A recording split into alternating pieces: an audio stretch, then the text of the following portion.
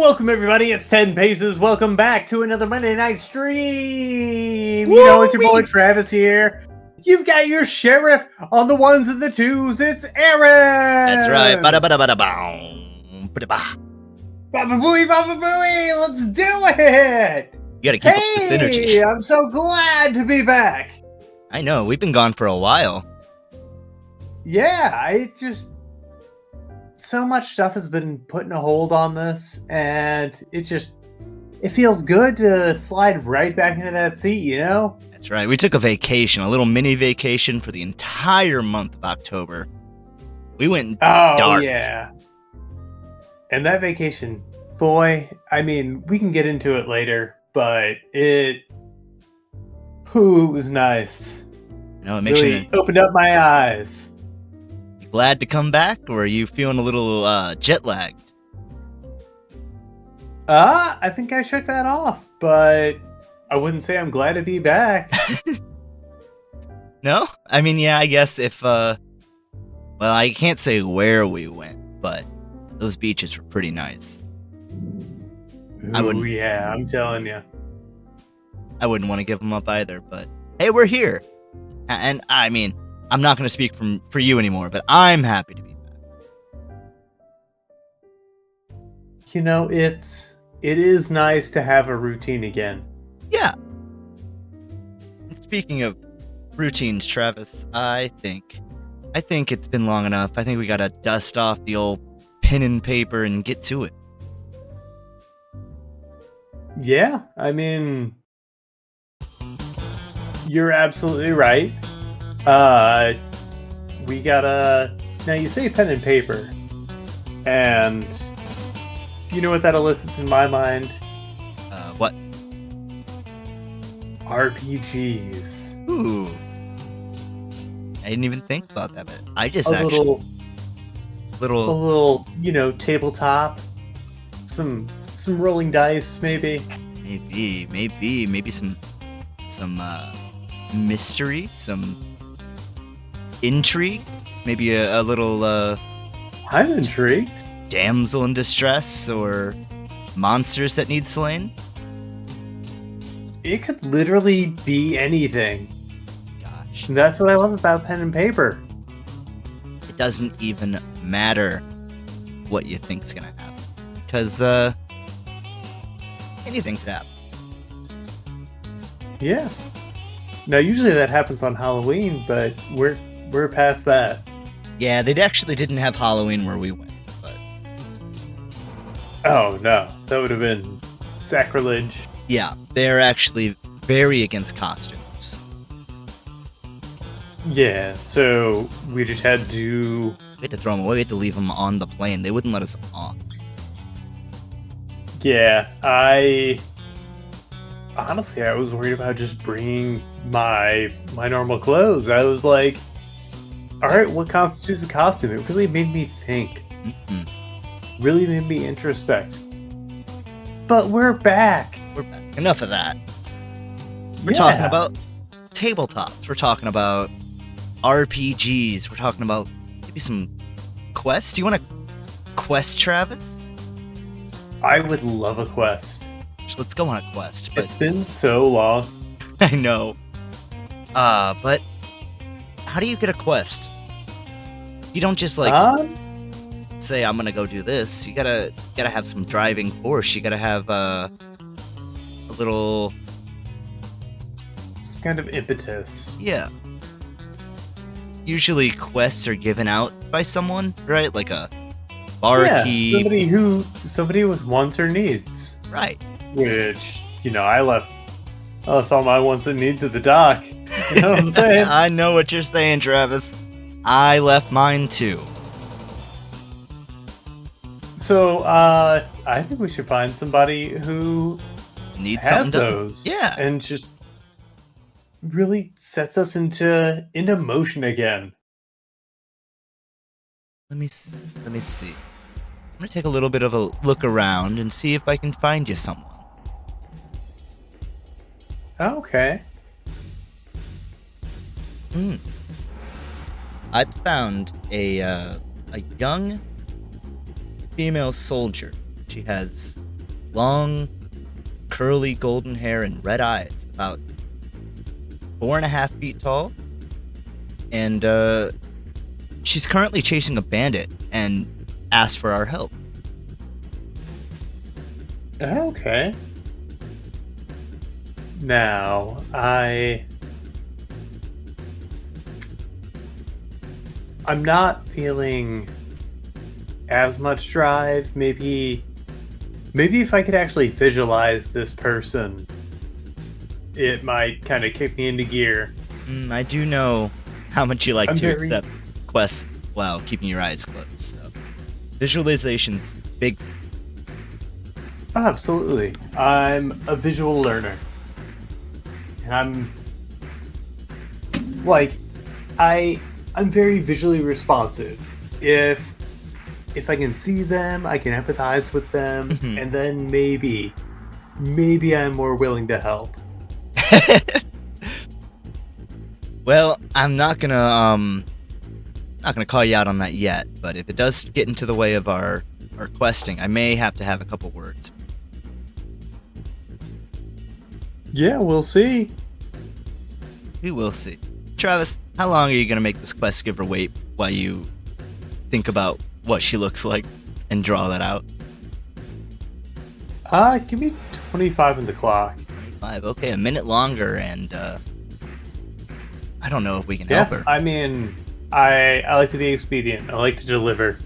I'll deliver you shall. 3, 2, 1, draw. Did you get their name, by the way? Oh, I did. It is Marigold Hillis. Marigold Hillis, a 23-year-old female soldier. Yep. Is a round, bland face, her words, not mine. And she smokes a pipe occasionally. Only on occasion, though. Only on occasion. But you know she has that thing on her. Oh, yeah. I mean, vape culture's pretty dead out where Marigold comes from. Yeah, they actually outlawed all the flavored vapes where she comes from. It's marketing towards kids, they said. So they said. Now, But I don't know if you you noticed, but she has said that she likes to dress in drag. She's a cross-dresser. Of course, I have nothing against that, but she's the core part of her identity. yeah, I mean, I didn't even notice. No. If it weren't for your introduction, I wouldn't have even known the pronouns. That's okay.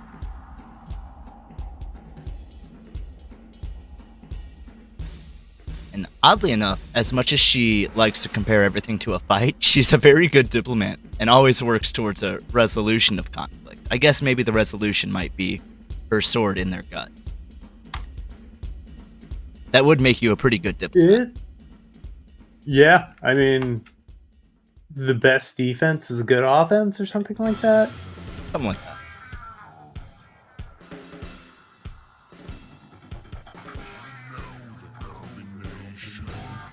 But I'm gonna let Marigold Sword rest. carrying.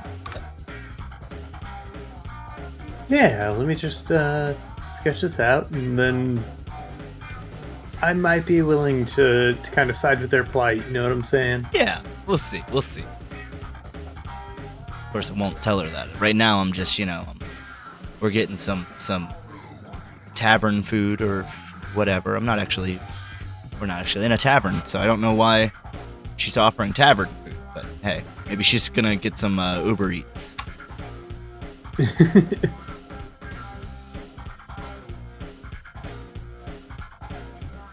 And Uber Eats, there's just a big dude named Uber who carries around food from different places. Yep. He's very tall. He takes very few strides to get like this. So it makes him so efficient. Yeah. Now, I mean, apart from our own little excursion, I took an excursion of my own. Oh yeah, where'd you go? I went to Prague, baby. Like Prague Rock? Prague in the Czech Republic. Oh, And boy, was it progressive. did it open your eyes? It sure did. Now for real, tell me about it. I've purposefully not asked you. You're just talking about Uber and his eats that he's carrying around really reminded me of a beer hall I went to where just these incredibly handsome men were carrying around trays of beer and liquor on a can I sell you this basis. Yeah. Did they market to you? Were you swayed by their mercantile guile? I absolutely was. But I just took in a whole city. It was so incredible. It had a functional public transit system in a city that was built in the 14th century. Oh my god. So, if you ever hear any pushback about not having public transit, maybe the country you live in is pretty fucked. That's a little aggressive, Travis. Like, there were areas where, like, trolley systems that were always on time, by the way. Like, to the minute. Yeah, I heard about a train in Japan that sent out an apology because they were 15 seconds late. God damn. I know. Like, the worst I experienced was maybe a 3-minute late trolley. And these trolleys are sharing some intersections and crossroads with pedestrian and car traffic. Right, so it's not even like it's on like automated, never stopping or anything. It's a variable. No, they have drivers. That's nutty. I love it, but like, wow, I wish we had like reliable public transportation. Yeah, I mean, we couldn't have anything like that because, at least here in St. Louis, the drivers would fuck everything up and cause an accident every couple of minutes because they're so aggressive to get, like a single car space ahead. Because they don't already. Yeah, it's just so... it's frustrating because, like, any argument against any kind of progress is just, well, it would be hard to implement and maybe a little tough for a little while. You mean we might actually have to know how to do our job and face a little bit of inconvenience? Oh no. For the greater good? Yeah, it wouldn't be immediately successful, so let's not do it at all and suffer the already broken system we're in. Yeah, I mean, it's not inconveniencing me, so therefore it's not inconveniencing anyone. Oh, that's a good point. Yeah. What else did you do while you were in Prague?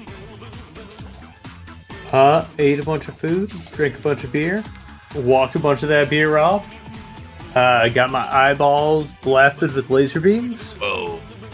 And that's not saying that you went to some underground rave. Or was it? Oh no, I tried. Couldn't find anything? No. Aww. I also tried to find one in Switzerland on the way back. Nothing. But Zurich, Switzerland, the airport's just so far away from everything, and I wasn't gonna risk not being able to make it back to the airport for my next connecting flight. We gotta start. The only bar that was open at the the place I stayed, they didn't even know how to make a Negroni. I don't even know how to make a Negroni. It's equal parts sweet vermouth, gin, and Campari, or some kind of other aperitif. Did you show him? Did you show him how to make one? Would that be weird? I didn't want to impose, so I got some kind of shitty house cocktail. Like the kind of cocktail you would have gotten at, I don't know, like a dive bar, like a Buffalo Wild Wings special drink. Oh man. Speaking of, how hard was was there like a language barrier? No. I think the biggest issue is that I tried to... I mean, I didn't learn the language competently at all. Sure. But I tried to use the few words I knew and, try to really ingratiate myself to the culture and everything. But that only served to kind of make things more difficult. Oh, yeah. Because it's such a big tourist spot that they're so used to, like, just code switching. Mm-hmm. So if you go in speaking Czech, they're going to try and speak Czech at you. And then when I come in saying, Dobrý den, and, they start speaking at me in Czech, and then I just look like a dumbfounded fucking idiot. You're like, that's all I knew. I'm sorry. Anglicky, please? But yeah, like, they're so used to being able to switch between languages that, like, no, it's better for everyone if you just go in speaking the language that's going to be most beneficial to you. That makes sense. Yeah. Okay.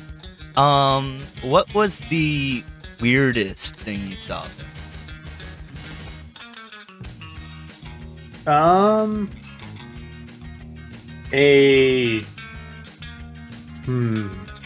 Weirdest. Was there anything that, like, you were just like mouth agape, like, what is this? I mean, politely, of course. Yeah, it's just, I'm trying to think of... Where you were like, I'm definitely not in the U.S. Well, I mean, this isn't a definitely not in the U.S. moment, but, I did go to a karaoke bar, just killing time one night, and also I couldn't sleep because it was... Jet lag. Yeah. Yeah. Whew. But they were doing karaoke, and some girl signs up to do what is it, Under Pressure by Queen and David Bowie. Yeah. But is just pissed drunk. Oh no. And so they just kind of randomly say Under Pressure a couple of times. Like copyright free Under Pressure. Yeah. It's like, the song, what we're getting at. But not even with the parts where they actually say Under Pressure in the song. Oh. They just kind of yell it randomly. They were and that then they drunk. Put their arm around me and try to grab my beer out of my hand.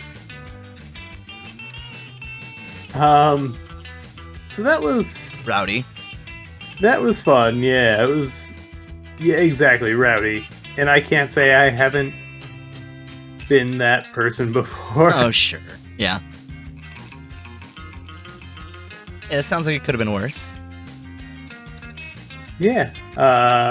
Were you ever... weird stuff. Were you ever, like, scared? Did you ever feel in danger? No, honestly. Cool.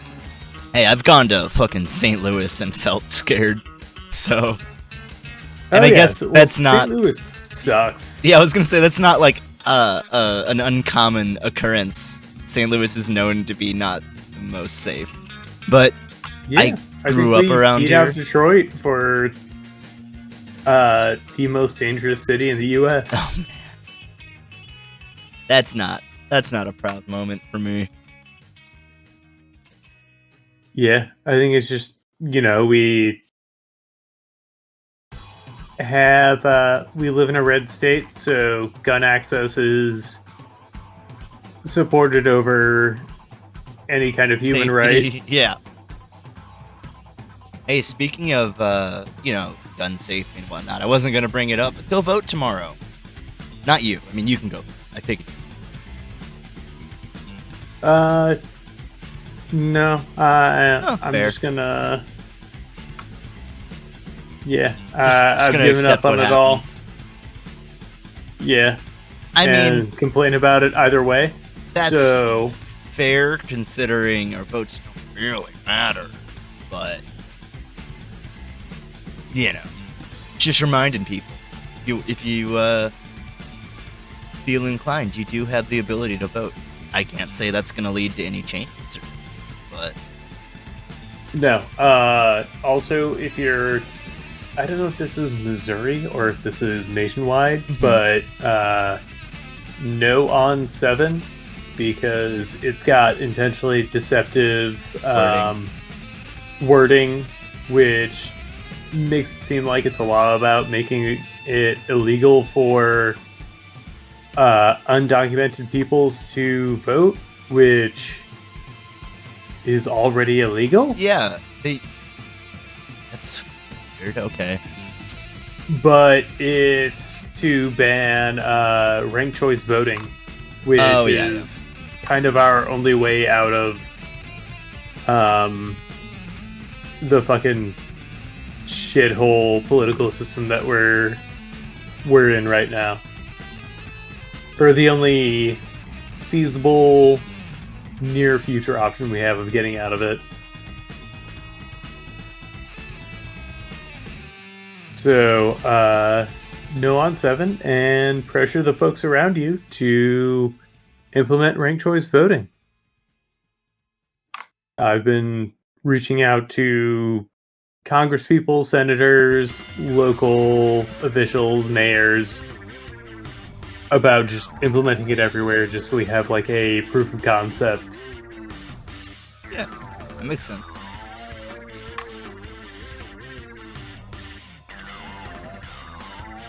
Sorry, I was reading about it. No, you're all good. I'll read about it more later. What have you been up to? What have I I mean, I know we took our little trip. Yeah. I didn't go to Prague. We took a vacation and then you went to Prague. Yeah. I mean, I had everything booked, and I mean, while we were that close, I couldn't Might as well. You just pass up on the opportunity. Yeah. Just take a little hop and you're there. Gosh, what have I been up to? I've played a lot of 2K24, WWE game. I've been working, of course, putting a lot of time there. Yeah, not a whole lot in terms of like cool stuff. I'm gonna learn how to fix my roof. That's what I'm gonna be doing soon. Yeah, I got a little bit of water from these fun storms. I might have to do the same. Fun. Yeah, it's been raining all day. Got a text from my sister who I live with. There's just a spot like in our main entry foyer that has been dripping in water. Ooh. Well, you guys are renting, aren't you? Yeah. Yeah, so that'll at least pay for itself. I can't say it'll get done anytime soon. Or you Yeah, see, that's the big issue, is it getting done. Right, before it Yeah, and I mean, like, if it were in a spot that didn't affect our daily lives, but oh wait, this is our house that we live in. Right, it kind of Almost does. all of it affects our daily life. So I mean, that's what I've been stressing over. But I mean, we'll figure it out. We Yeah. both will. Are you thinking that you'll after telling? I assume you'll tell your landlord first, but if it doesn't get done within a couple days, you'll be like, well, I guess we got to take it on to ourselves, and then just send the bill to the landlord. Yeah, I mean, that's how I've made things happen quicker in the past. Is Yeah. I've sent them a text I have the maintenance person's direct number. Oh hell yeah. So if I gotta do a little Karen shit, I'm not above it. Hey, you can be a polite bitch. Yeah. How I did it last time was, hey, if it will help things, I will call in a contractor. And somehow that lit a fire under their ass. Yeah, they went, oh, we don't want you to make financial decisions for us. Exactly. Though there aren't a whole lot of financial protections for renters in Missouri. Like, you only get protected on your spending up to $500. Oh, wow. But I've got to look into if that's per project. Because if it's per project, I'm going to fucking get mine. Hell yeah.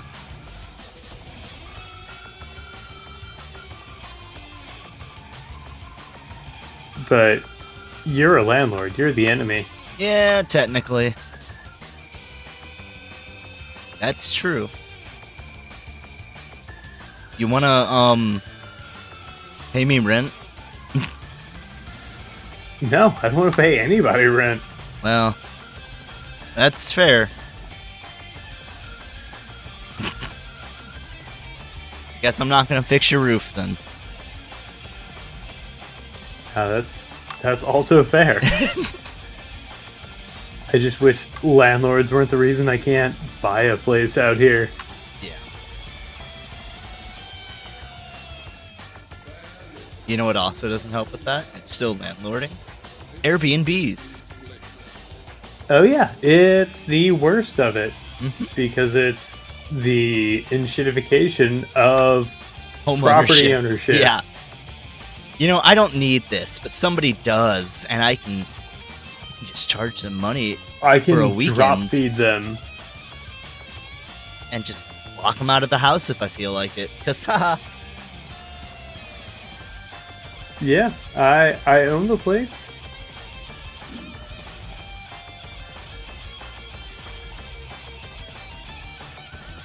Yeah, that's been... I mean, beyond Zillow buying huge swaths of property Yeah. in areas just so they can set the market, Airbnb's been a huge contributor. It's been rampant here in St. Louis. Oh, yeah. I even had some fucking old people. Whenever I got this house and I was like, I only need half of it, every fucking old person was like, great, you can rent out the other half and be a landlord. And I'm like, you're scum. You're fucking scum, no. Oh yeah, but no, it's passive income. Yeah, you gotta make your money work for you, sure, but I'm gonna also probably have to work for that money, unfortunately. I'm not gonna take advantage If you of want to people be like that. a decent person. Yeah. But buckets of paint, really cheap. It's true, the old landlord special. You know, Yeah. I wouldn't have a leaky roof if I was doing the landlord special. Put enough paint over it, it won't leak. Yeah, I live in an old building, Me too, yeah. but it's been owned by a landlord long enough that I'm pretty sure some of this paint is load bearing. That is shocking and terrible. I hate it. You're gonna have to learn. Yeah, I Or gotta. be the exception to the rule. No, I'll die if that happens. If you have to invest money in your property and your That's tenants, right. or Yep.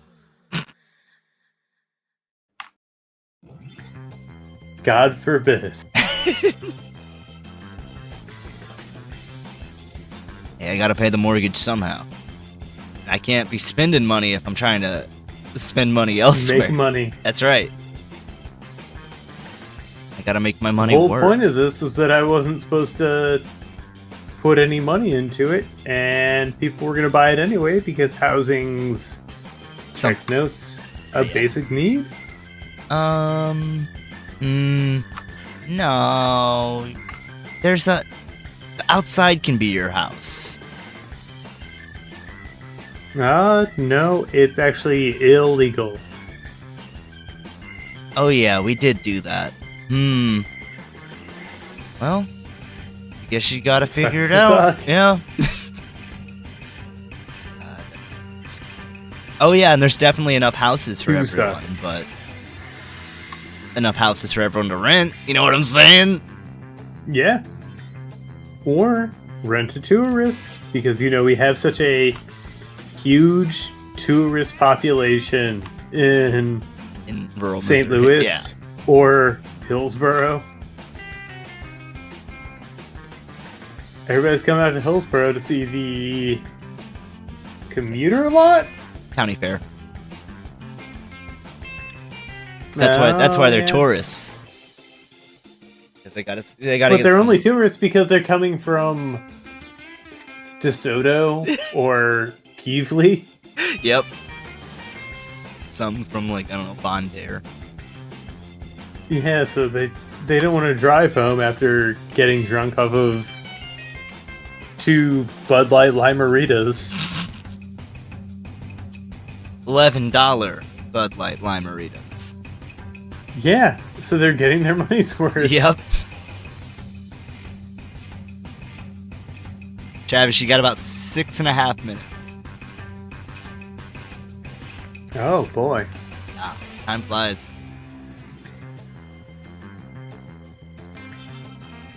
But yeah, I'm sorry I don't have interesting stuff like you. I live a very sedentary life. I'm sure you've been up to cool shit. Oh yeah, we played some Curse of Strahd. That's what we did. Of course, remotely. We played Curse of Strahd because I was traveling so much over the past month. Yeah. And I mean, Halloween did happen while we were out and about. Yeah, I had a costume all lined up and everything. Where were you gonna be? Oh, I was gonna be Big Money Wario. Had a $2 bill and a $3 bill I could use as my fuck off money.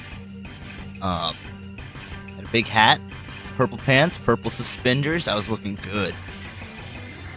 Hell yeah. Well, I would have been looking good, but Looking good in theory, I get it. It'll be there for next year, next time. Let's do I stumbled across some costume parties in our travels. Mm-hmm. So I got a little use out of it. Good. That's the worst, when you put together a big costume and then it ends up just you spend, let's say, months on it, and probably $100 or $200 or something, and then you just don't get to use it. That sucks. Nah, I mean, certainly been there. But the good thing is, if you store it well and take care of it, it'll be there next time. Yeah, as long as it's not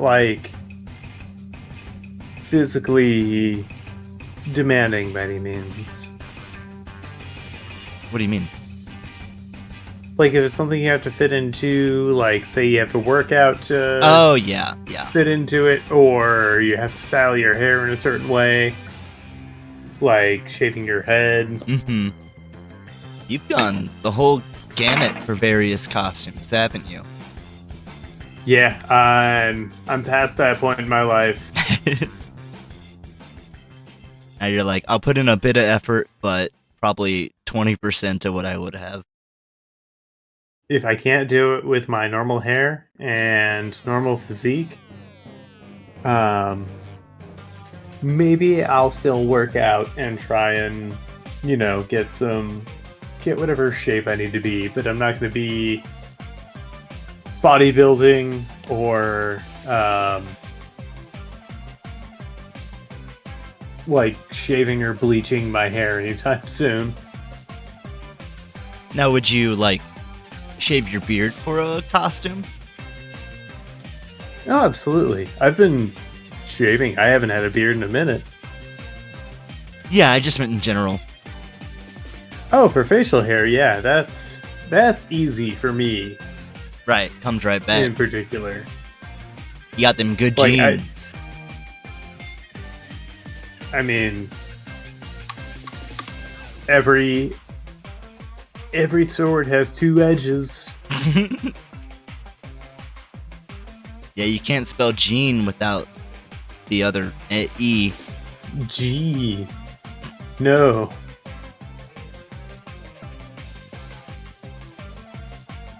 But yeah, like that's been something I've been fortunate to have is the facial hair.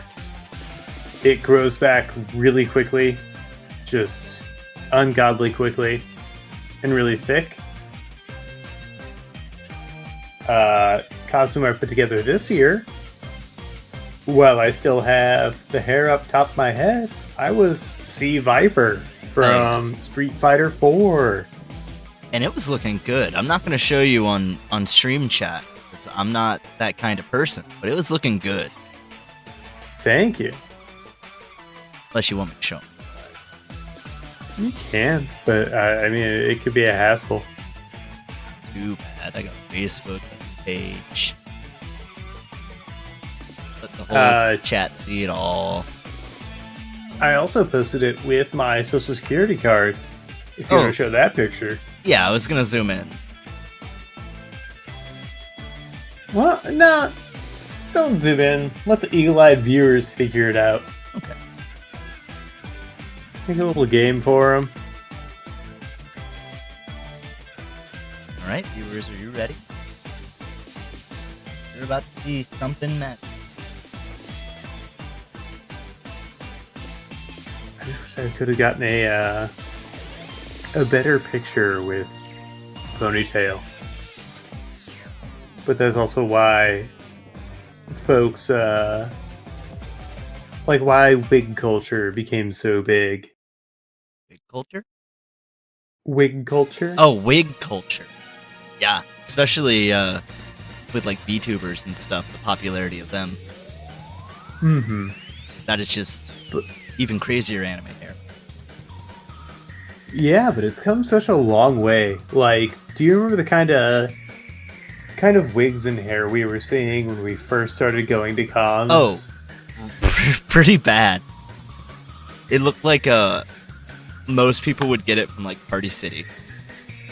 Oh, they absolutely were. It was that very horrible, like, nylon and rayon, like, strand material. Mm-hmm. And it wasn't... Like it was clown hair. Barely made to fit the shape. Yeah, you had to, like, do some fucking wizardry to get it to stick at all. Yeah, that's what got me into cosplay in the first place. Was kind of like the artistry of it. People just doing these really cool hacks to make these amazing costumes. I've seen nowadays some amazing costumes. I saw a girl that had she was doing some sort of like animal person, and she had her ears as part of her wig that she could move them in every direction in like any order or whatnot. It wasn't like a planned like mechanical robotic thing, and it was so cool. Mm-hmm. Yeah, And like she attached them all with magnets. It's become a cottage industry, so like people have had more access to cooler technology because it's become such a popular thing. Oh, and Uh, 3D printing. yeah, that's been kind of like the game changer in the industry. Um, one of the cosplayers I saw, they're an engineer, a mechanical engineer. They dressed as the main person from Transistor. The girl. Yeah, Cool. with the red hair. Yeah, I forget her. I think her name's just Red.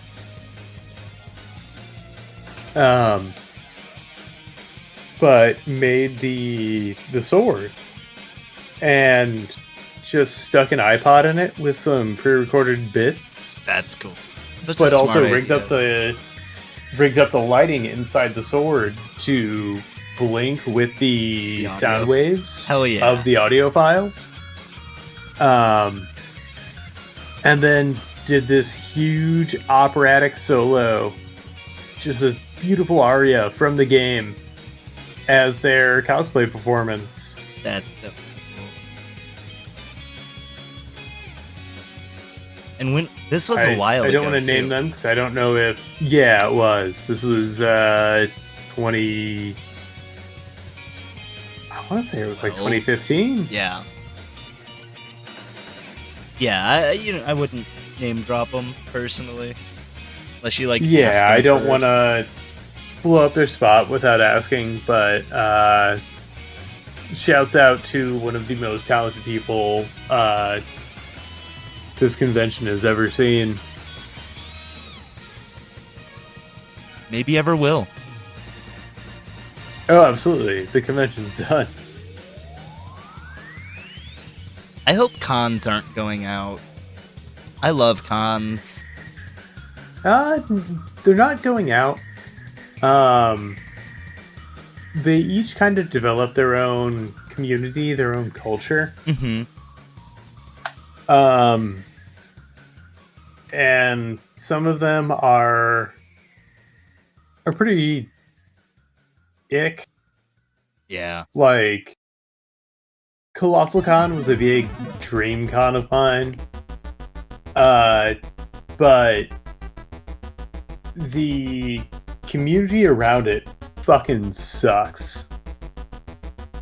Man, I love conventions. I love working conventions. I love being at conventions. Like, I've been behind the scenes. I've been like, I've done a lot of it. Over the years. There's so many like scummy people in charge of conventions. Maybe it's just the two main ones that I've worked at where I was like, I hate these people. These people do not give a fuck. It keeps happening. There are like convention runners who end up running multiple conventions that who are just get called out for doing really horrible, shitty things.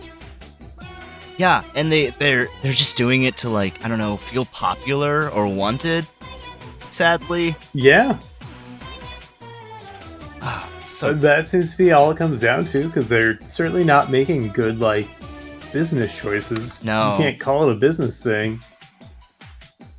So, I mean, hey, if you're out there and you're running a convention and you need a couple people to run it, I know some people. We can help. Yeah, so long as you're not garbage. Well, yeah. I feel like that should be obvious unless you're just seeing this clip. It should be, huh? It should be. I'll be right back. I'm gonna get more coffee. That's time, but I'll let you finish out these little highlights. Right on.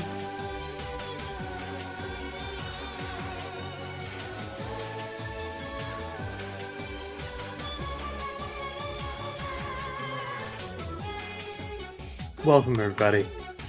Welcome as we get back into the swing of things here on 10 Paces, and I appreciate every single one of you that come out and give us a little peep. We'll be hitting our regular schedule again now that we're kind of out of this crazy chaotic month we've had. It's been something. Hey, but I enjoyed it. I had a good time. Oh, same. Remember, remember that wild night on the Lido deck? Oh, God. I really didn't expect Billie Eilish to be there. I didn't even know that was her, honestly. You couldn't tell by the hair? hat, the hair up. Oh, it's fair. Yeah, I was just like, huh, this person looks familiar, but I don't want to be that guy. It's super chill though. Oh, absolutely. But then she also kept saying, "I'm the bad guy, duh." And the fact that I didn't put it together then, I felt like a doofus. To be fair, you may have also thought, I don't. Maybe this is like a weird costume from an anime I just don't know. Yeah, like I don't know. Bad guy. The bad guy, like, is that a JoJo's? Oh, it's probably just the newest meme. Like, yeah, I'm the bad guy. Oh, from that movie, The Bad Guys. Mm-hmm. Where the wolf has a boner? Yeah, I mean, weird opening There's scene. A snake and a tarantula. I'm really surprised they let that scene go on as long as they did. Hey, I mean, I know it's a kid's movie, but they're getting edgier. Yeah. Oh, yeah. We grew up on, I grew up Shrek? on some Shrek Drek. Honestly, the first Shrek is fine, and the second one's probably also fine. The first Shrek's probably even good, and I just haven't seen it, and I've been so... just... It's been a wave of Shrek references for 20 years. I'm done. Yeah, and it only seems to accelerate with time. Yeah, you know what they say. The years keep coming and they don't stop coming. Fuck!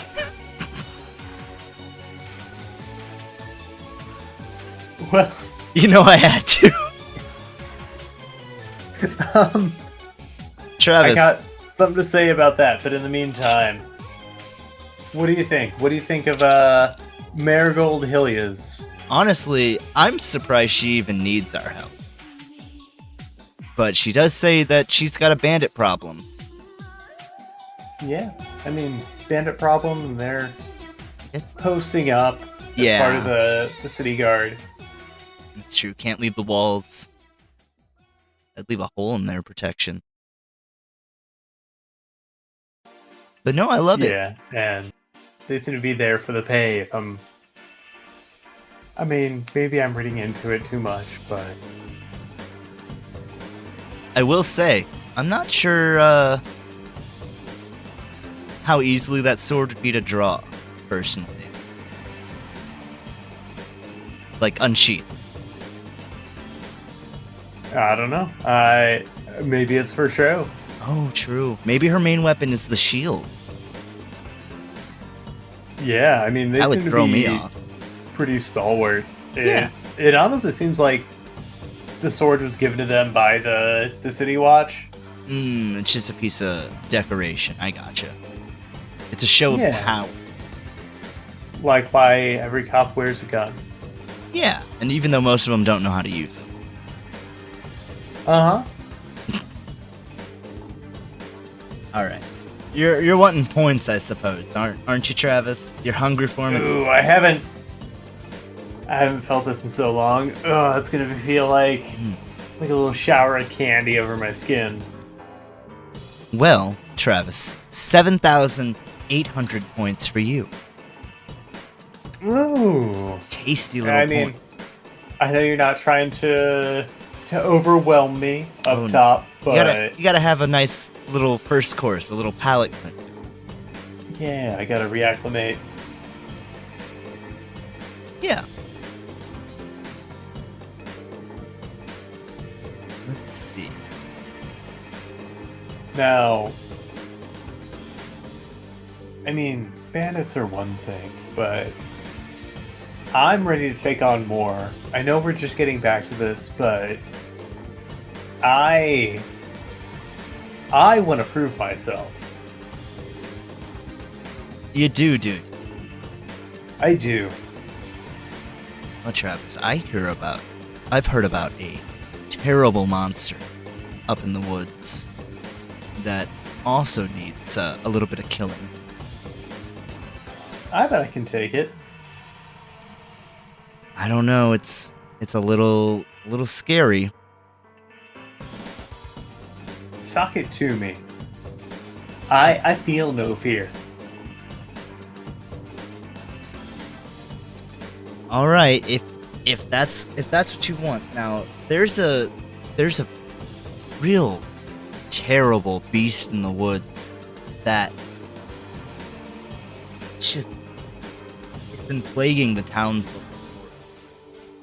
decades, maybe. Yeah, I mean, I'm surprised it's taking so long to deal with it. Like, put me in there, coach. Well, all right. You do have to know something. It's a bit of a weird one. It looks like it's taken refuge inside of a giant grandfather clock. Okay. Maybe as a shell of some sort? I'm not sure. I'm kind of scared of it, if I'm going to be honest. I've heard some pretty nasty tales. I think I could... Now, where did it get the grandfather clock? Well, there did used to be the town's clock store, but it burned down. Okay. This town was very well known for its clocks. It had an artisan, a master artisan. I think just me getting back from Prague, I might be just the person to deal with this. Did you do some training? I did. I went and saw the old astronomical clock in Prague, which is a giant historical, essentially a cuckoo clock. Okay, see, I had no idea about, like, is this real? Yeah. I had no idea. That's so it's funny. One of their, like, main touristy landmarks. It's a giant clock. Huh. Happy little accident, I think. Well, Travis, are you ready to get up on your monster slaying? Yeah, all my training's paying off, apparently. Or it's about to. I'm excited to see. I hope you picked up a new form while you were out. Like Goku learning the Kaioken. Kaioken times 100 bunt punch. Oh my god. Kamehameha. Your body can't take that, Travis. That's too much. We'll see about that. Okay, Travis, but I think your body is only going to be able to hold 30 minutes of force before it tears you apart. We'll see about that. Okay, I'm starting the timer. Be careful. 3, 2, 1, draw. Now, I'm ready for it. tell me about this Prague clock, because I've never heard of it, and I'm actually, like, astounded that happened, because I just picked grandfather clock. I had something else. Nah, grandfather clock's very, like, evocative. Yeah. I actually have one in my house. I didn't know that. Oh yeah, I think I did know that. It's just... It's been in that hallway been forever and broken. Forever. One of these days it's going to chime off, and then you're going to know something's wrong. I'm gonna get out of the house if I ever hear it chime off. Grandpa's back. Oh god. My grandpa did live here. Yeah, he built the place. It's true. That's his wall. He built it. It was made for him. I found well, I guess it's technically a new anime. It's still ongoing, but I started watching Dan Da Dan. Oh, nice. I've been reading that. Oh, hell yeah. I'm only, like, I think 4 episodes out of the 5 that they have. It's so pretty. It's really funny. I haven't Characters seen it are animated fun. at all. Oh, like, I've jeez. seen, like, It's advertisements and whatnot. It's but I know it's been catching on really well. It's the Tatami Galaxy guy. Oh, I didn't know that. That's Fuck yeah. amazing. Yeah, Tasha heard about that and she was like, okay, I'm definitely watching this now. That's so cool. I'm gonna have to actually check out the anime, because like normally if I read something, I'm like, okay, I got the story, I got the gist of it, but there are so many cool panels, and the way that they draw, it's just like they clearly draw inspiration from like Junji Ito for certain like horror aspects and things. I would love to see this animated. Hell yeah. I forget. There's a new term that's come about or come into popular. Is parlance the right word? I don't know. I really should remember this word, but it means like high fidelity anime. Like overly. I don't want to say overly produced because that's usually a bad term, but like really high frame, really smooth. Just a huge attention to detail. I forget what this term is. It begins with an S. But Boy. Maybe we were close. It might be SU, but I'm not sure. Point is, I highly recommend it. I'm excited to see more. I'm probably gonna finish it off tonight. The anime, not the manga. I don't know how long the manga is. Where is the anime at? Are you able to talk comfortably without they've just spoiling defeated too much for others? They've just defeated the first real opponent. Turbo Granny? Yes. Oh, okay. So yeah, that is such a small part of yeah. I feel like they want to take their time with it. I could be wrong. It's been fun though. There's so many parts of the main guy that I don't like, but like that's on purpose. He's supposed to be a dweeb. Yeah, he's kind of an awkward fellow. Yeah, I love that. His other side or whatever. That's really fun. They like to only during like action stuff, but they like to change up the color palette again a bit. I didn't notice for a couple minutes. The whole show had gone black and white. Oh wow! With just like accents of red. That makes sense for a lot of the settings, because obviously, like, I'm just reading it, so it's all in black and white. Right. Like they'll occasionally do like color splashes for like a title or something. Yeah. And so like a lot of like character color palettes I did not expect, which I guess is always the case. The theme song and outro rip. They're pretty great. Shit, I'm gonna have to watch this. Yep. Because I've any anime I have been watching, I've caught up on. The only two I'm currently watching is that and Bleach in terms of currently ongoing.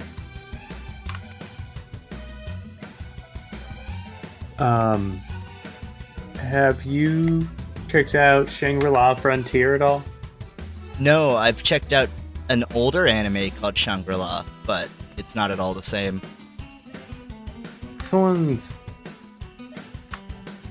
It's in a video game, but it's not like isekai for once. Oh, really? And so, that's refreshing. Yeah, exactly. And I think because of that, they play off of kind of like the world and the characters in a fun way. In the fact that, hey, they can log out of this video game anytime they want. What a novel concept. Yeah. You can have relationships outside of the video game? In the anime? Yeah, but it's kind of like a guy who plays like like fully immersive VR is the kind of standard for video games, but Sure, yeah. there are a lot of really garbage games out there. Like getting Just over really it.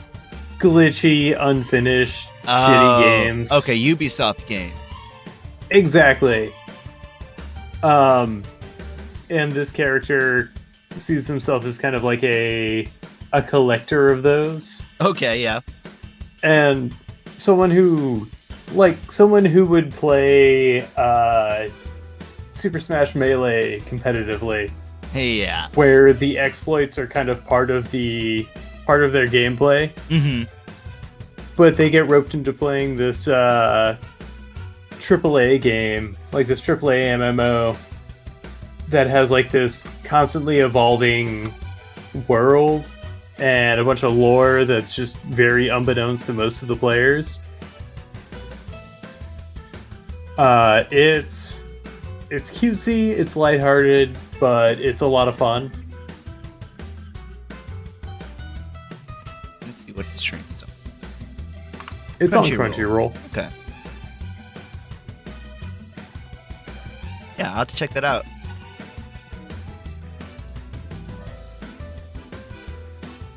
But it just seems to really have a lot of passion for like video game design.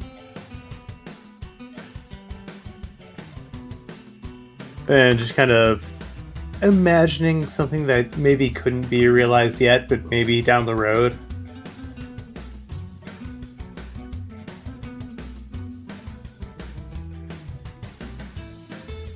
I also watched all of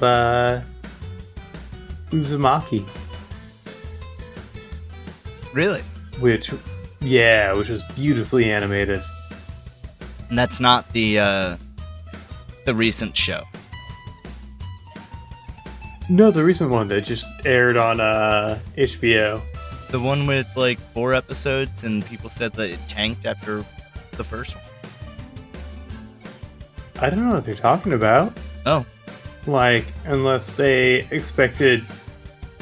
Maybe they had certain story expectations that weren't going a certain way. But I mean, like, the animation stayed consistent. Oh, So, well, that shows... I don't know... That shows that I shouldn't normies complaining about like the story itself, but I never read the source material. Oh, it's really good. I haven't read all of it, but I've wanted to pick it up for years, so I've just thumbed through it occasionally. He's really... Yeah, I mean, I've always wanted to check it out because I really love kind of eldritch horror. Yes. And that seems to be very much what this is. And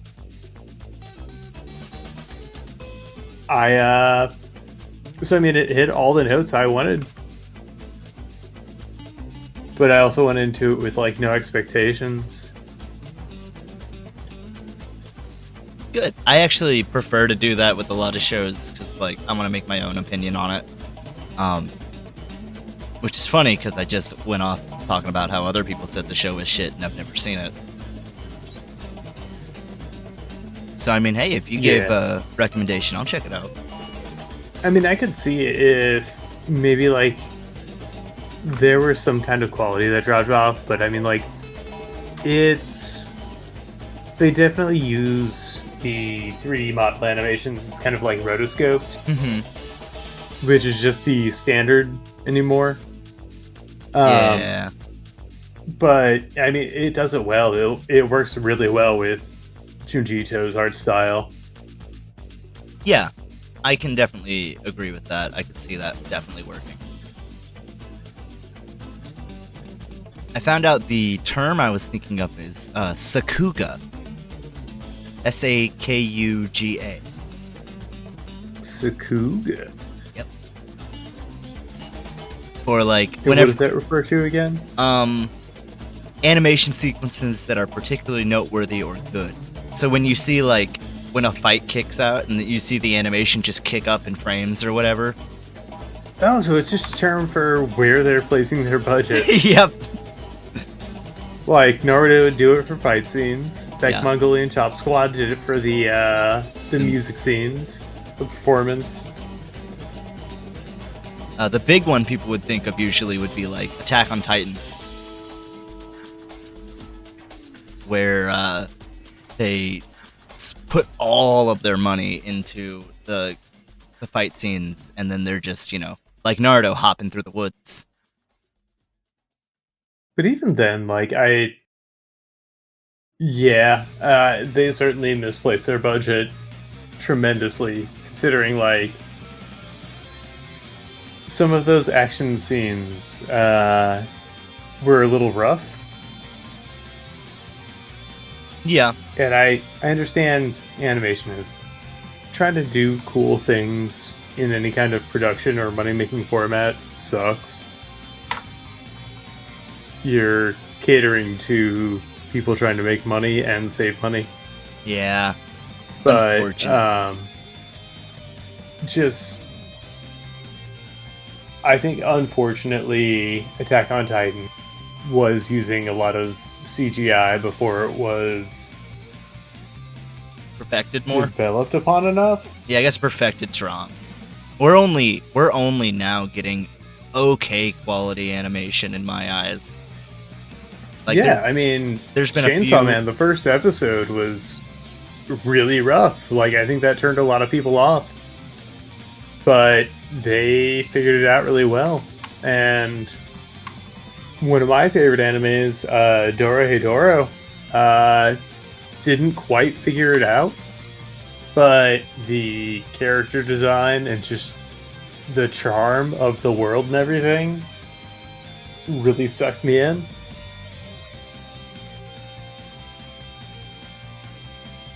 Is Dorohedoro newer? It came out, I want to say in 2020, if not earlier. Okay, yeah, I was thinking of Durarara. Oh no, that one's old. Yeah, that's why I was like, they had CG back. Okay, yeah. No, that was traditional anime. Recent show. Have you seen Dragon Ball Daima at all? I have not. It's actually animated pretty well, and pretty faithful to the Z art style in terms of like just truly what they were going for. That's cool. And it's all CG, like they're all 3D. Oh yeah, I mean they started that with Superheroes, the movie. Yep. I didn't actually see the movie, but I saw it was all 3D, and I'm like, I was interested because of that. Just to kind of see, how everything turned out. Honestly, better than I would have expected. There's definitely some questionable, like you're gonna get questionable frames and everything, but there's definitely some questionable moments or something. But overall, much better than I thought. And I was like, this is what they're going for now. I hope that if they're gonna do that, I hope that there's a series that's in the 3D and a series that's in traditional or more traditional animation. But that's asking for a lot. But at the same time, it's one of the bigger anime franchises out there. Yeah. And I mean, I'm not going to say, hey, stop developing this because I like old animation.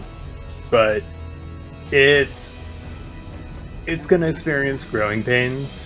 Yeah. I think the big issue they're coming across is it's always frame rate. Like, they still have not figured out the way to... It either looks over smooth or it looks like stilted. Yeah, and if it's overly smooth, then there's no, like, little things. Like, there's no heart to it. Which sounds weird. That's exactly it. It feels soulless. Because it's just, I don't know, matching keyframes. Mm-hmm. And I mean, like, they somehow did it so well in, like, video game cutscenes. So it seems so weird that it wouldn't translate to this space as well. Mm-hmm. Like, it just seems like people who were not already doing it are trying to get into this space, and they're so used to two-dimensional animation that they're relying on Techniques that just don't work. formats and techniques that, yeah, exactly. Because, like, I mean, even going back to, like, Final Fantasy Advent Children. Right. The animation in that fucking worked. Yeah. And that's because they were going off of, like, hey, what if we just make video game cutscenes? Yeah. But even, like, Final Fantasy X, like, nothing felt really stilted and awkward. I mean, I haven't revisited that in the past year, but yeah, but they had some really incredible cutscenes in that game. Yeah. Oh, absolutely. Very cinematic. Have you ever seen what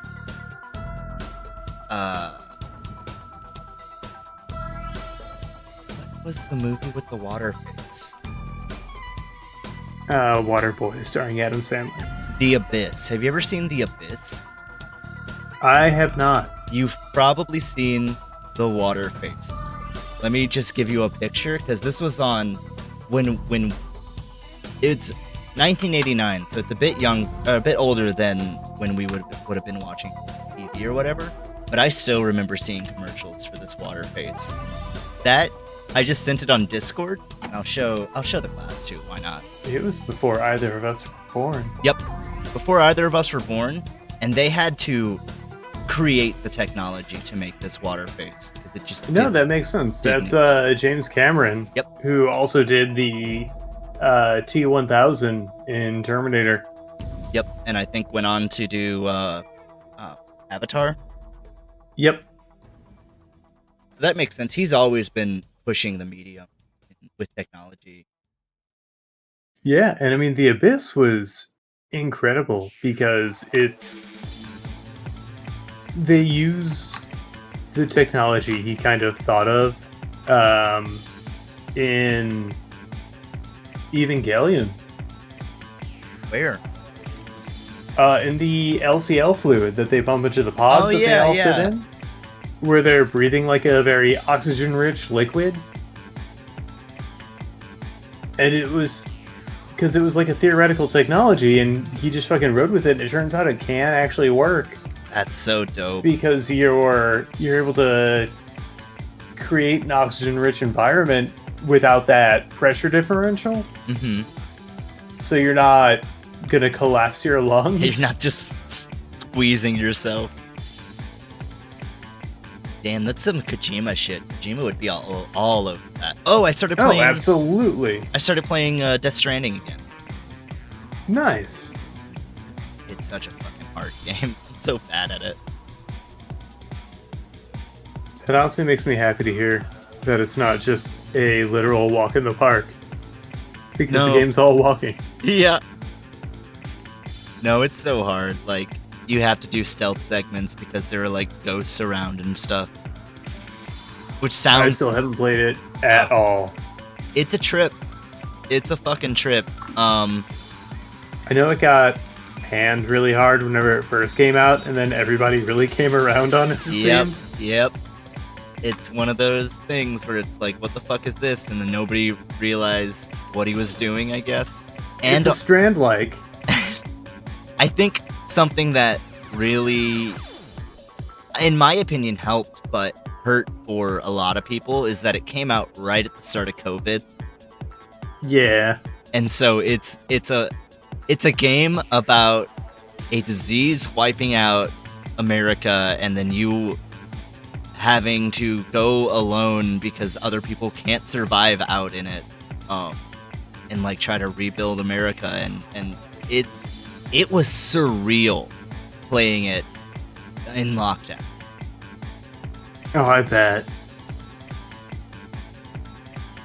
And Kojima's just Are you saying Kojima planned the demic? Yeah, definitely. Kojima is a viral marketing campaign? Oh, you. I hate you. I know. Yeah, Kojima did COVID. That's right. Travis, I don't want to hurry you, but you got about 8.5 minutes remaining. Ah, jeez.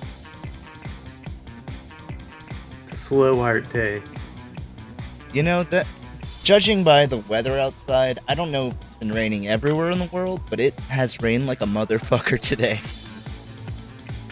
Yeah, I hope everything like down south of us is okay. Absolutely. I don't even know the weather down south. I haven't really looked. I'm sure it's been worse than here because we get the dredges a lot of the time. I got to experience fall weather in Prague. Oh? That's been the place I've traveled to most recently, so It's okay. I'm gonna be that insufferable traveler. While I was over there in Just Prague, go back! I will! Good. You bring me next.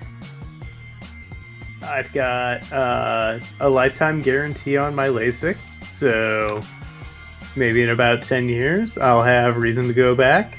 That's pretty cool, as long as the company exists. Yeah, didn't think about that. That's okay. But hey, that's also contingent on the world existing. Oh, that's true. So I mean, maybe you'll just have better... Everything is finite. And everything... It all comes out in the wash. You'll just have better vision to see the end of the world. Yeah. But I don't want to set the world on fire. No? What do you want to do? Just start a flame in your heart. Aw, you're so sweet. Yeah, you're the one cop I'll suck up to. It's okay. I'm only a cop in title. Not in practice. I mean, how much law do I really uphold in this town? The jail's... the jail's empty.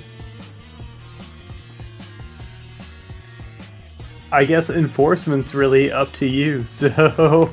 That's true. I guess I am still doing my job. It's just... You are the law, as you're fond of saying. I am the law. Practice that one. Whenever I catch you embezzling or... Not against the law if I'm the law. Skipping tax seasons. You're like, hey, I'm the law. Who's gonna get me in trouble? Me? Not in this town. No, no, no.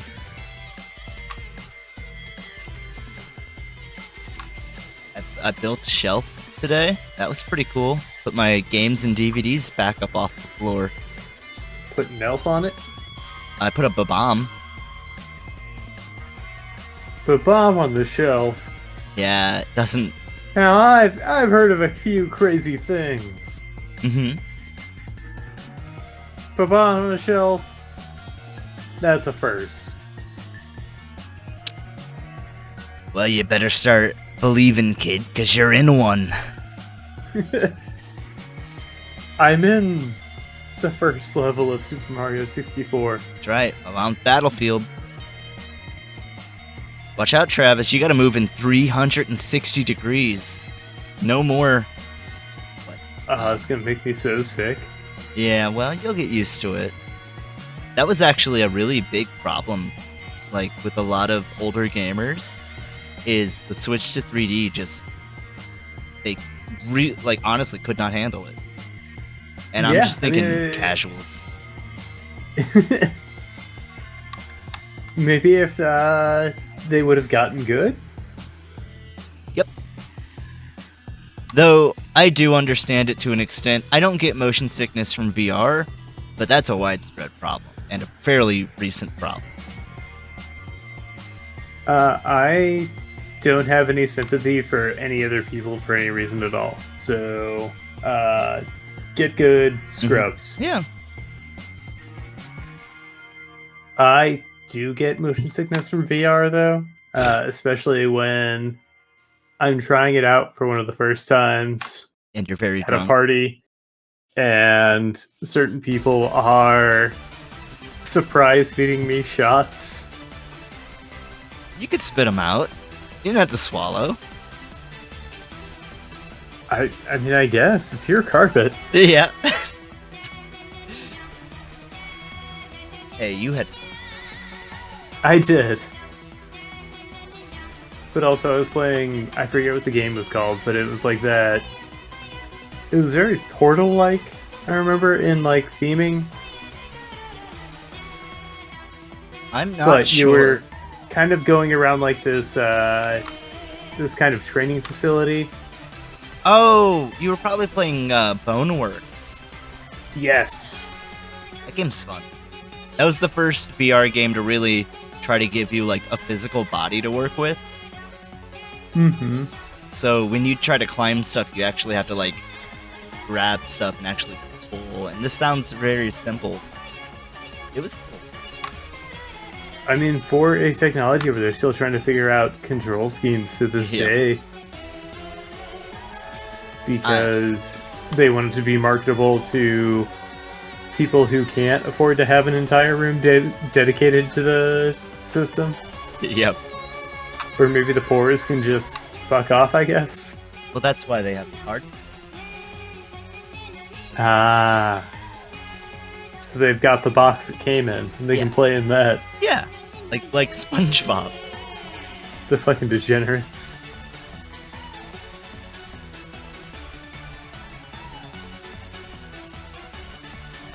I'm so excited for when we get like somehow get touch feedback gloves or like gloves that can like pull your fingers back a safe amount, obviously.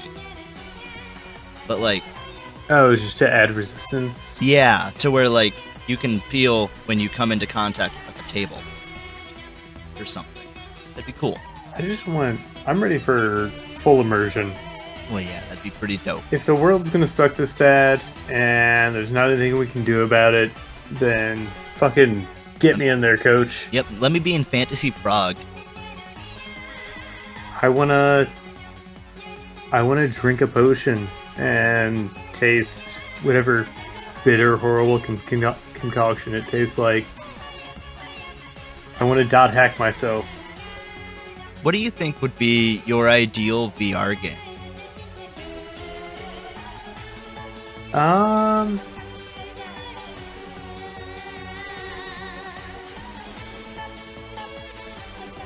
Maybe Near Automata. So that you can say hi to Tubi? Maybe. Maybe do little quips with Tubi. Say hi to Hulu, and say hi to CISO. Mine would be Fortnite. Oh, so you can be with Metallica and they won't. So I can Sue finally, you. yeah. So I can break that restraining order. Hey there, Lars. Thought you'd never see me again. Yeah, I'm back! Wubba lubba dub dub! Oh shit, that's so fucking funny. Why? Cause from that pickle show I like. Yeah. I had to make sure you knew. Because there's so many fake Yeah. fans. Oh yeah, they don't even get it. No. They're all like, They're wow. not smart enough. It's true. It's really only a show for smart people like myself and you. Mm-hmm. Travis, that's time.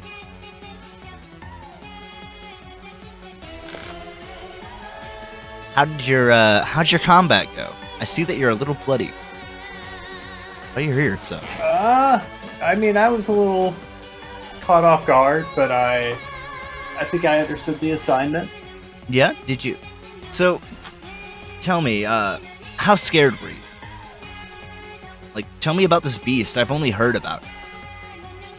This one really snuck up on me. I mean, you said it was hidden in a grandfather clock, and just that horrible ringing before it even approaches is really gonna, catch you off guard. Mm-hmm. But then it scuttles towards you, but then it just starts moving really slow as the hour hands tick down. Okay. But then it just starts ticking down as it approaches, and I notice it's got the eyes, so blindness and slow were kind of how we went about it. Luckily, I always carry blind powder on me. I know it's usually for your own sake. Yeah, but I also teamed up with a caster who could cast slow magic. Ooh, chronomancy. Exactly, yeah. Now, I suppose you're wanting a reward for your quest. I would like it. I mean, I brought you an hour and a minute hand. That's fair. Let me hold on. Ooh. Wow. That is way bigger than I thought it would be. I was only going to give you 18,000 points, but I think I'm bumping it up to 26,000. Good God, In Trev. total or in addition? We'll do it in addition. How much did you have beforehand? I don't know. I'll have to roll back the tapes. Let's do 33,500. Ooh.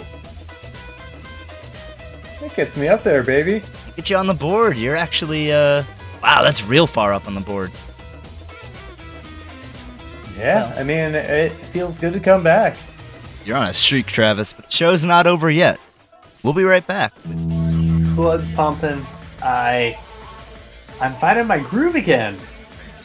I'm glad to hear that, Travis. I was a little worried. You know, a month off, maybe you lost the spark. Nah, I think I got my edge back, and I know you were talking about getting back into the swing. You had that protege you really wanted me to kind of teach, instruct. Yeah. Now I know we've joked about it in the past, but I do think it's about time that we acknowledge a job for its validity. And I think it's a job that's here to stay. Now, Travis, have you ever heard of day trading? I mean, I've heard of the term, but It's where assholes on the stock market just spend all day sitting in their little Coomer dungeons and just I don't know, leech off society all day. It's kind of like that, but even more pointless. Do you have any idea what that job could be? even more pointless than stock trading from home. Yeah. Crypto mining? That's right, baby. I'm going to introduce you to my new friend, a crypto bro. Oh boy. Yeah. Guess my work's cut out for me here, huh? Yeah, you got a lot to learn. Not a lot of time to do it. Now, when I agreed to do this, you said they needed job training. Yeah. As it turns out, I assumed they would have a job. they do have a job. They make fake little images on the internet and then try to convince people that they're worth money. By the loosest definition, I guess. And little Dave over here, have you sold? Yeah, he sold 2. So he's actually doing a lot better than a lot of people. But he needs a little side hustle. You know, sometimes the greed is a little too much. And he heard about your recent monster conquest and thought, I gotta get in on that too. I gotta really. Well, I'm sure he's looking on at every avenue he can try and exploit a quick buck off of. People call him a hustler, but you can't knock the hustle. Oh, I can! Motherfucker, I will.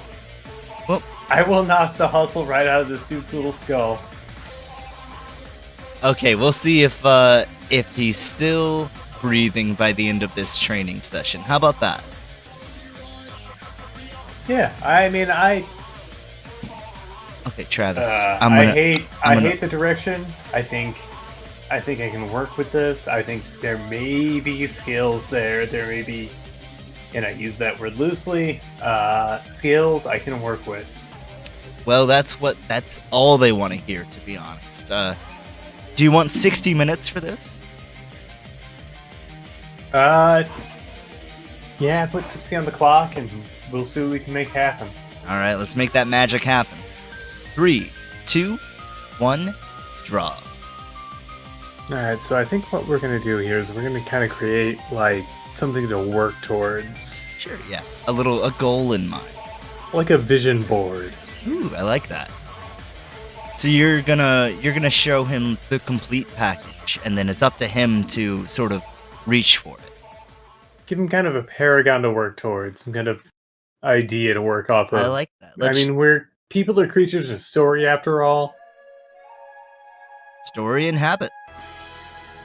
Yeah, exactly. We like having heroes to look up to. You know, there's something I do like about this guy. Crypto mining and whatnot, while not the most respected of occupations, kind of like landlording, it is a newer job, and that shows that this individual can adapt. And I think maybe giving up the fucking stupid ass crypto job might be the way to do it. But I'm not hip. I'm just a lowly sheriff. Sheriff, landlord, Discord mod. Dude, I got it all. I'm a jack of a few trades.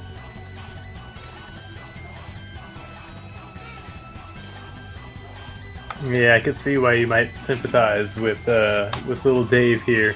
Yeah, I mean, I think Dave's he's a real go-getter. Go-getter Dave. With I don't know, a crypto wallet on his hip. That's right. He's got that big iron. That big silicon. You know, Ludo just had their How Ludo-ween. Oh, yeah? Yeah. Did they do it on Halloween? The weekend before. Oh, cool. So unfortunately they released a new song. Really? I did not know this. Yeah, they've been doing a new song every year since they've been doing How Ludo-ween again. Wow, we might get an album by like 2034.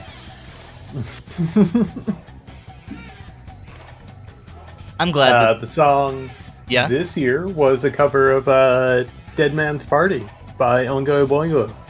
Dude, that sounds dope. Did they premiere it at the show too?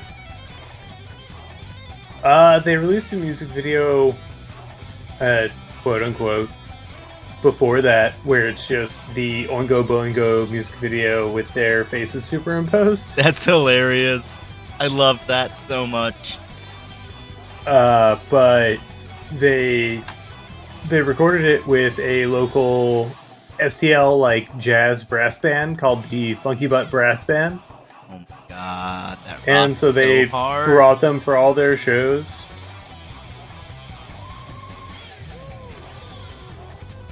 That is absolutely amazing. I love that so much. Yeah, and Funky Butt Brass Band does such good work. Like they'll be at all like the Soulard celebrations. They'll be there for Mardi Gras. They record a bunch of stuff. Are they another nerd band, or are they more of a typical band? They're a full-on brass band. Well, yeah, I get that, but like, do they do like anime covers or? No, they do like kind of New Orleans style jazz. Cool. And just like a bunch of other brass-heavy genres. I'm all for that. I love me some jazz. Yeah, they're really talented. It's so cool. St. Louis has an amazing music scene. For real, like, it's always popping off, innovating, just doing its thing. Yeah, like, understandably, the city doesn't get a great rep. Sure. Nationally. Like, there was a huge span where a lot of artists were blacklisting St. Louis because they were tired of having their shit stolen. That's sad. Yeah, but it seems thanks to some good promoters and different spaces opening up and stuff, it's been on the bend. Good. So we're going to be seeing less topless volleyball across from Pops. That's what I'm gathering. No, I think Pops hit its peak in about 2008, and they're kind of stuck there. Well, they will have clientele for the next, 30 years until all those people get too old to go to shows or feel too old to go to shows, because you're never too old to go to shows until you're like, bedridden, I guess. Yeah, it's just about the type of shows you're drawing in, right? And the crowd that those, draw in. I've been thinking about that a lot with comedy. Yeah. Because, comedy's such a weird scene. St. Louis has some comedy spots, but, specifically with Kumail Nanjiani, who is one of my favorite comedians. But since becoming a Marvel buff heartthrob, what kind of crowd is he gonna draw in?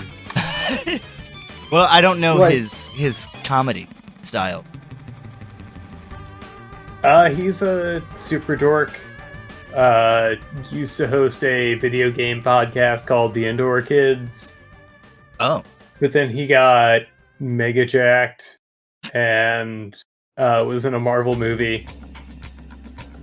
And so I'm wondering, if the crowd he's gonna draw, because he's finally going back on a comedy tour, is it gonna be, is he gonna draw, old school fans? People who are fans of X-Files and video games and the things he's fans of? Or is it gonna be the kind of people who would go see Matt Rife, who don't give a shit about comedy, because they're going to see Matt Rife? Honestly, I think it'll be both. Dolph Ziggler actually has this problem, which I should use his real name, but I don't want to get it wrong. I think it's Nick Nemeth.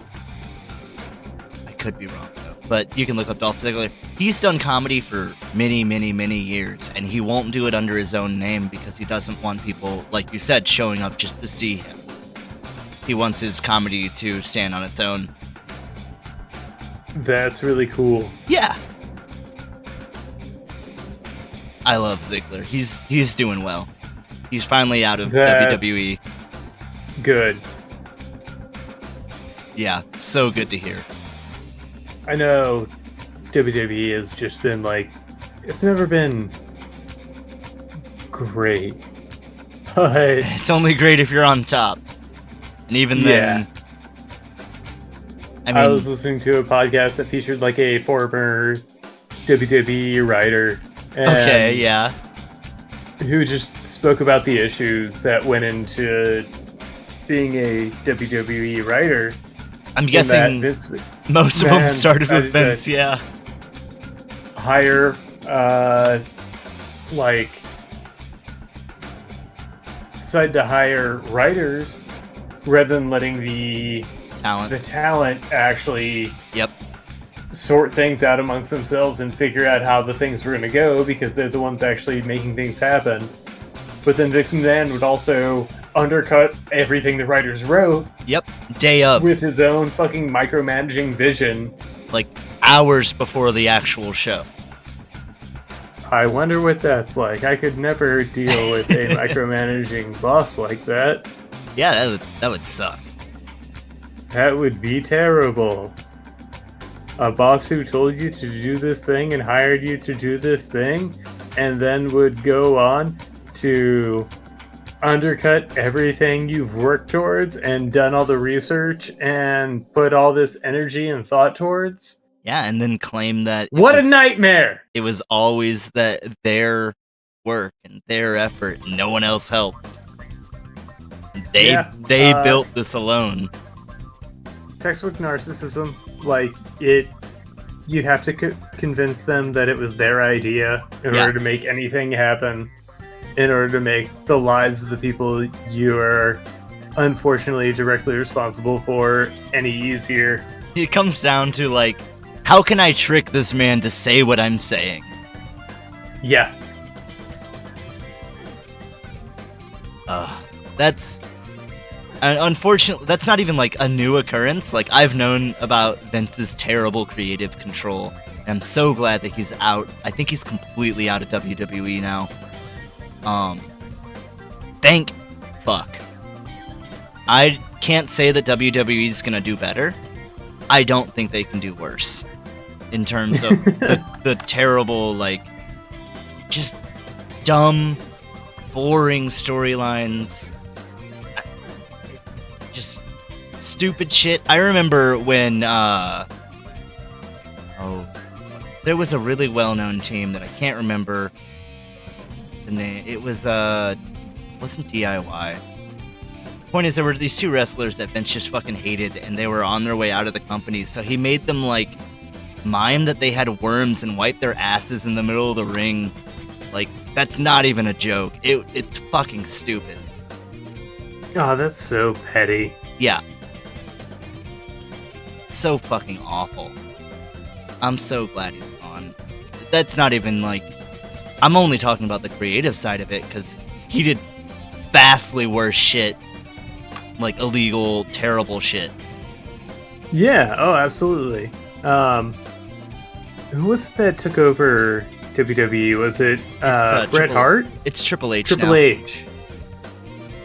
Which is who was already kind of running it anyway. Whenever Vince did some bad shit, I think technically Triple H took over for a bit, and then Vince's daughter, Stephanie McMahon, took over, who is Triple H's wife.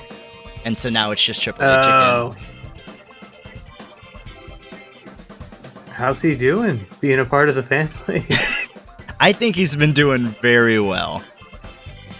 That's not even like a new marriage or anything, and it's stayed together as far as I know. Like, I think he's that one's a solid one, at least in terms of celebrity marriages. Yeah. I mean, it's always tough to... Obviously, Stephanie's a Nepo baby. Yeah, oh, absolutely. It's very easy to distrust that. There are some alright seeming Nepo babies. I really hope, for example, Sam Reich is actually a cool dude. I mean, I like the content that's coming out of Dropout. Yeah. I know there's someone who isn't terribly happy with the way things were run at College Humor, and still, isn't happy about it to this day. Yeah. Hopefully stuff like Julia that. talked about it on a stream. Julia from Drawfee, because Drawfee started out of College Humor. Yeah. So that gives me pause, because I love a lot of the talent that surrounds that.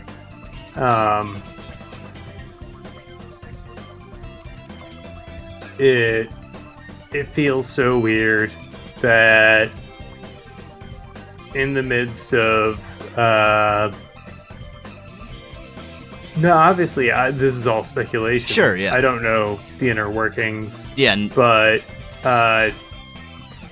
Game Changer giving out these incredible prizes right before College Humor going bankrupt. Yeah, that's fair. I mean, that could be... And then laying off all their employees. Yep. Just seems like horrible foresight.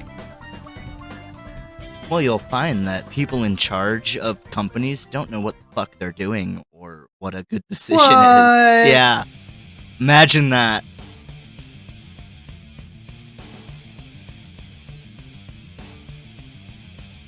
So yeah, being a Nepo baby part of the Clinton administration. Yep. It's definitely concerning, and people will definitely have their eye on you. We're watching you, Sam. That's right. But still, pat me on, please. Yeah, for sure. Please. We've said nothing bad. We're just like, hey, it's okay to be cautious. I just want to meet Brandon. I've heard he's very loud. Brendan Lee Mulligan? Yes, I've heard he's very, very loud. People ask, is he as loud as they say? And they go, oh yeah. That tracks. Yeah, well, now you know. When my sister went to visit a friend in LA and got to see a show with Lou Wilson, Zach Oyama, and Vic Michaelis. Oh my god. Who are some of the funniest, most talented people that Dropout has had to this day. Dude, I've been watching Never Stop Blowing Up. Jake is like MVP. He's so much fun. Jake is one of the... I would say he's number 1 or 2 of the funniest people at Dropout currently. Yeah, absolutely. He's on Comedy Bang Bang regularly. I didn't know that. And awesome. Kills it every time. Yeah, like he's constantly fucking with Scott and trying to build his own kind of like undercanon. For like almost like he's always pitching a new show for kind of their larger structure. Yeah. But he is always the funniest person in the room. And Lou Wilson, Lou was that. For Lou's me. so good. Like, I honestly didn't have the greatest introduction to him because it was through D20, but he was still kind of learning the paces of D&D and actual play and whatnot. But he blows me out of the water constantly. Yeah. He just takes these big swings and they always land. But then he's also doing Worlds Beyond Number with Brennan, Erica Ishii, and Abria Iyengar, and they are all so amazing. And it's not like Worlds Beyond Number is not comedic; it's very narrative focused. Yeah, which was, so astounding to see them all in this kind of format. They tell a really incredible story together.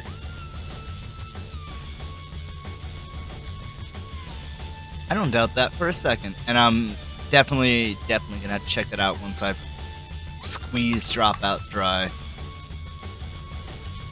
Worlds Beyond Number is free on Spotify. All of the main story episodes, yeah.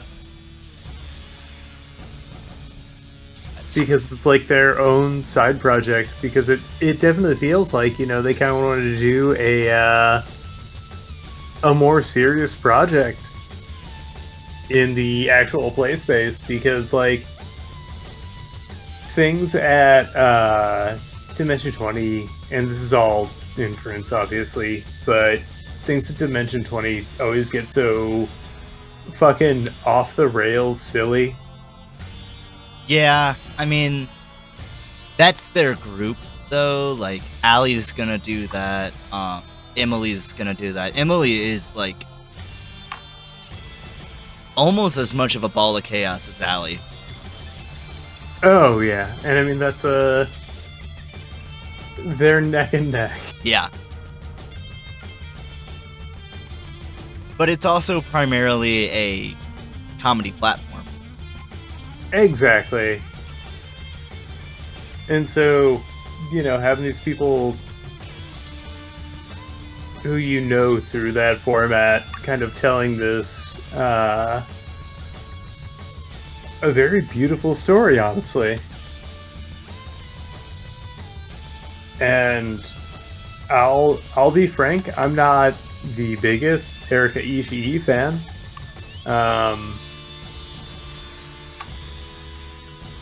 I haven't seen them in things that have really highlighted their talents, but this they do really well in this.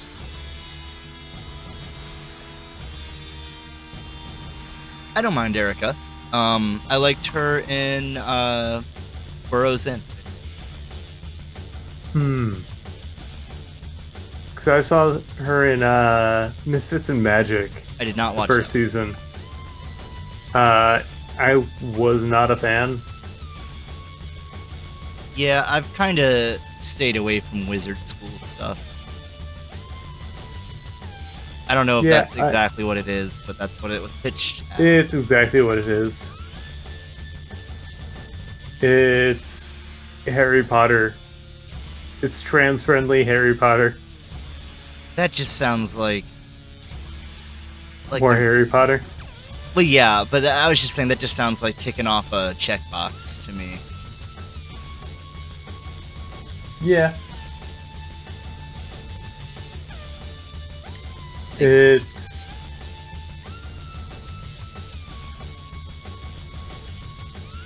I mean, it's not the focus of it, obviously, but it's a Harry Potter themed thing where that's already kind of a tired concept. Yeah.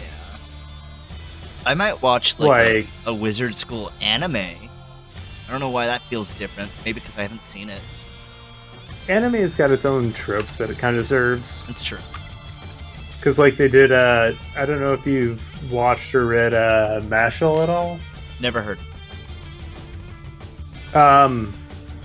It's literally a wizard school, but the main character can't cast magic, but has big muscles.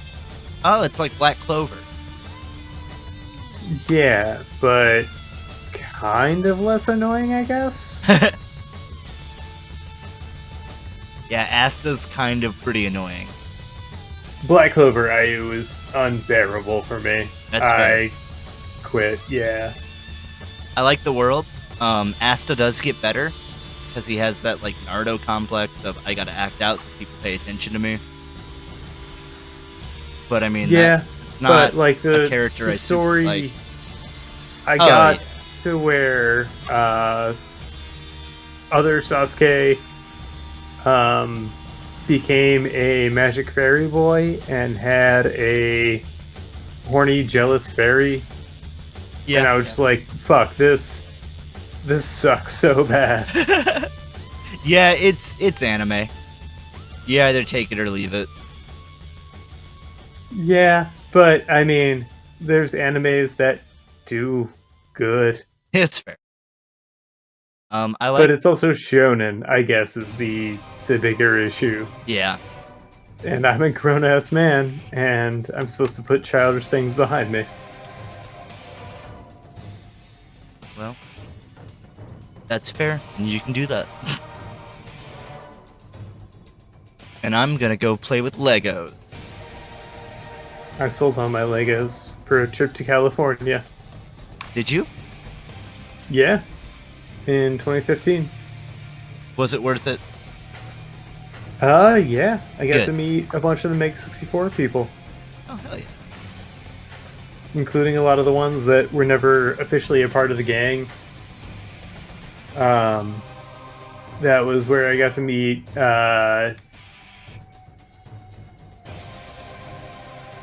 fuck, why am I blanking on his name? Keith Apicary. Ooh, did you know? Nathan Barnett's streaming right now. I didn't. Yeah, Don't tell the people. That's okay. Don't tell the people there's a competent stream going on while we're here. Oh shit! There goes all our viewers. It's okay. We'll see. No. We'll see him again in about 40 minutes when we try to raid him. And that's a promise. Watch out, Nathan. You're next. Stick around here to get raided, and you'll catch that raid.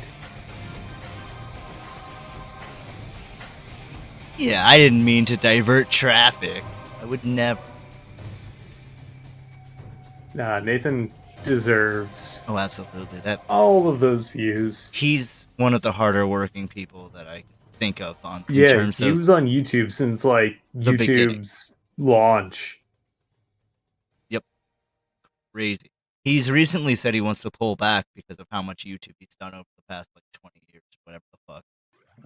Yeah, I mean, I think he kind of hit. He's done it. The pinnacle of what he's going to do with Creator Clash and everything. And I mean, unless he wants to really start working towards some kind of bigger project. Nah, I think that's about. Yep. It's about run its what course. He's going to hit. Yeah. I mean, he wants to make. Unfortunately, because he's not doing the. What's going to be the most clicked on thing. No, that's kind of content. Exhausting. Yeah,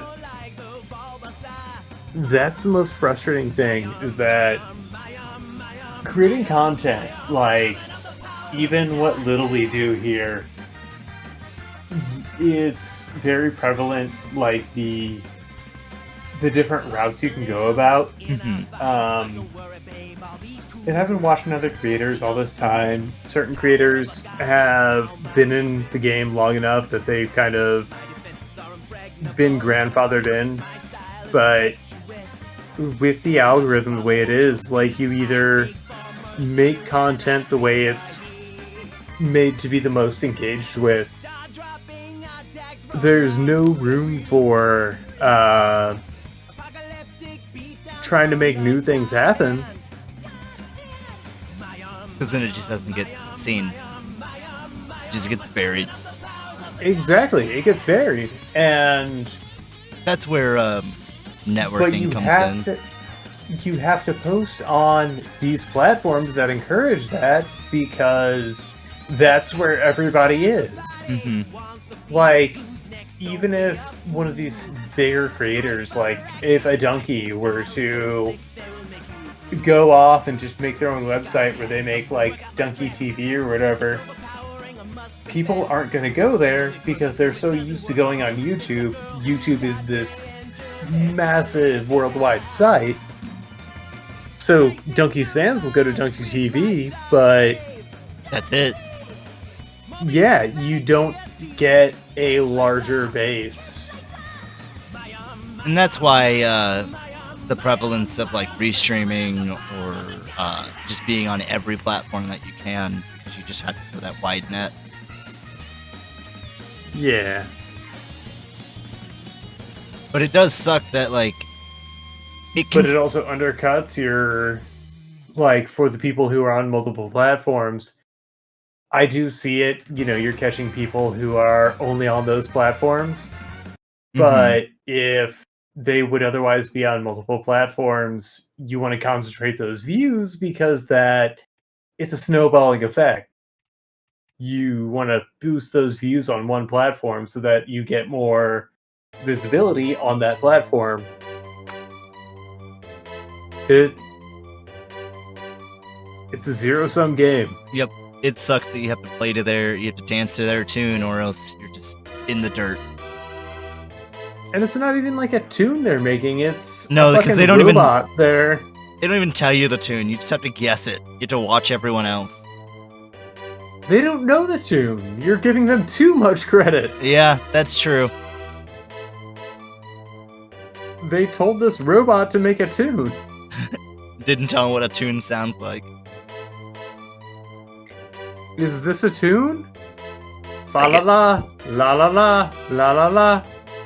Damn, you're viral now. Shit.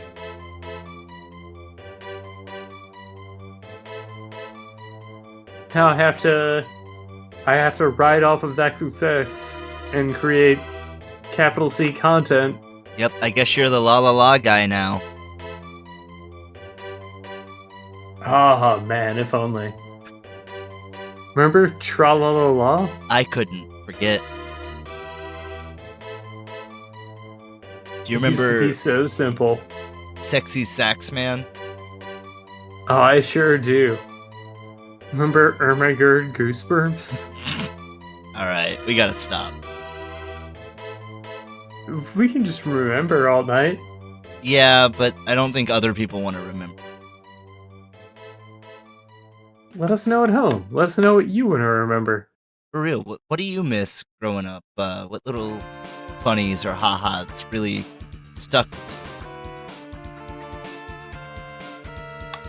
I liked Stimpy, you idiot. Ah, Stimpy. You idiot! Exactly. I heard John C.K. was not a fun person to work for. Is that the Ren and Stimpy creator? Yeah. Yeah, that tracks.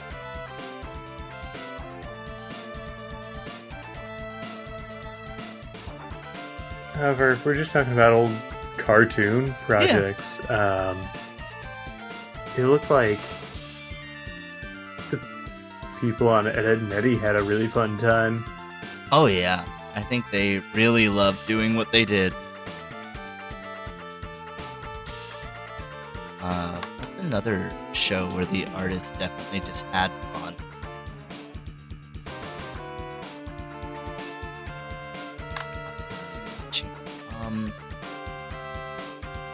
Honestly, I hope that it's so hard to say in anime if you think that an artist like enjoyed doing it, how like sweatshop it's become. Oh yeah, there's so much abuse that goes on in that industry.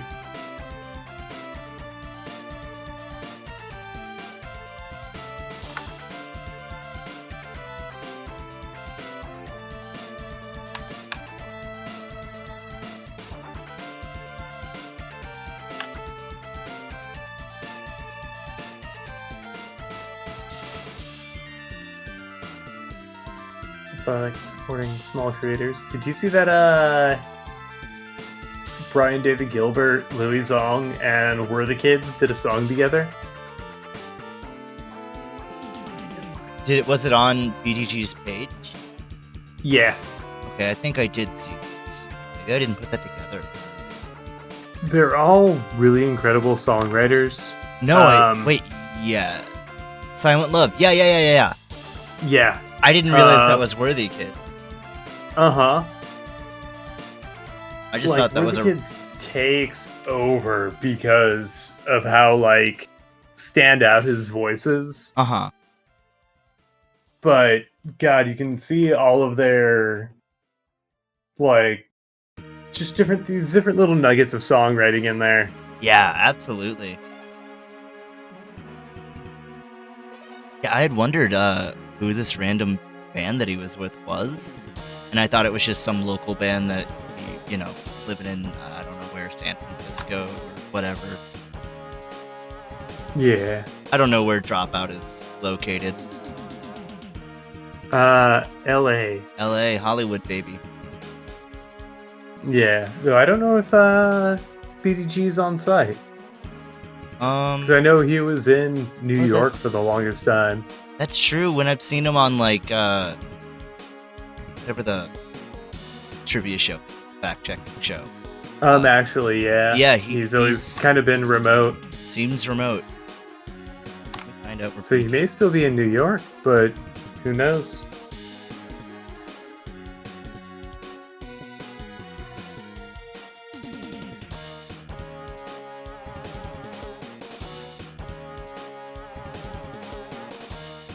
Currently lives in LA. Yeah, I mean, that makes sense for them all to be together because they recorded together, and BDG and Louis Zong did a song together previously.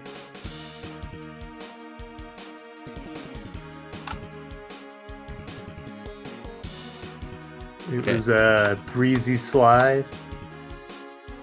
When was that released? Last year, I think.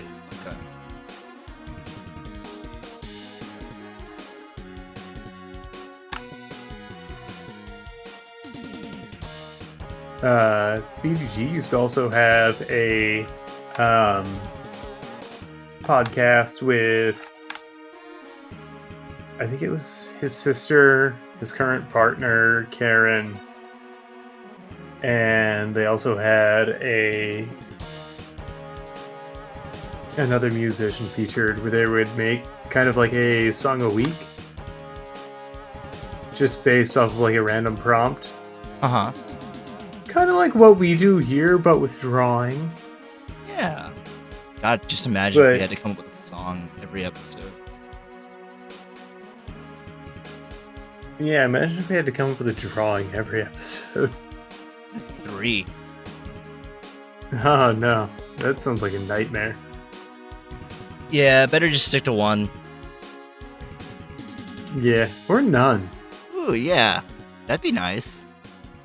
Travis, how much I agree. How much Inktober did you get done? Talk about it. Okay. 11 prompts. Dude, that's almost half. A sleepy, horrible mess of a show. Hey, that's not what I meant. I just meant in general. 11. That's a lot. That's 11 more than I did. I would like to do Inktober again one year. Now, would you want to just like stream that? Yeah. Might as well. Well, I mean, I gotta. If I'm gonna draw, I have to turn it into content. That's fair. You might as well, benefit. Yeah. You can't just gotta be drawing. capitalize. But no, I do think Inktober would be a fun stream.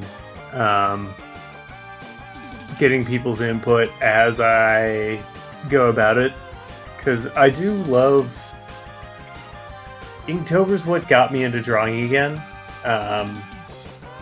About 6 years ago. Mm-hmm. It's what really got me serious about drawing, I guess. And what I really loved about it was coming up with the prompts, trying to kind of create an overarching piece, including all of the prompts. This last Inktober didn't really facilitate that, I guess. Or not the way it has in years past. Yeah. Where it seemed to kind of have its own overarching theme in mind.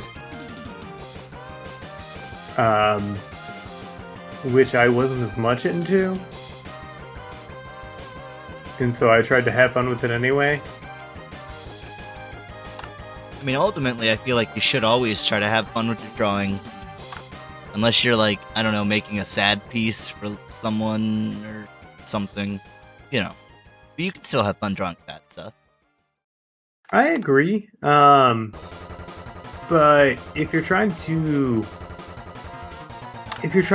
work towards something, there's going to be times when, you're going through the motions. Yeah. And that's just bound to happen. Growing pains. Yep. Again. It's like how people talk about how there is an actual science behind doing hard things makes doing that hard thing easier.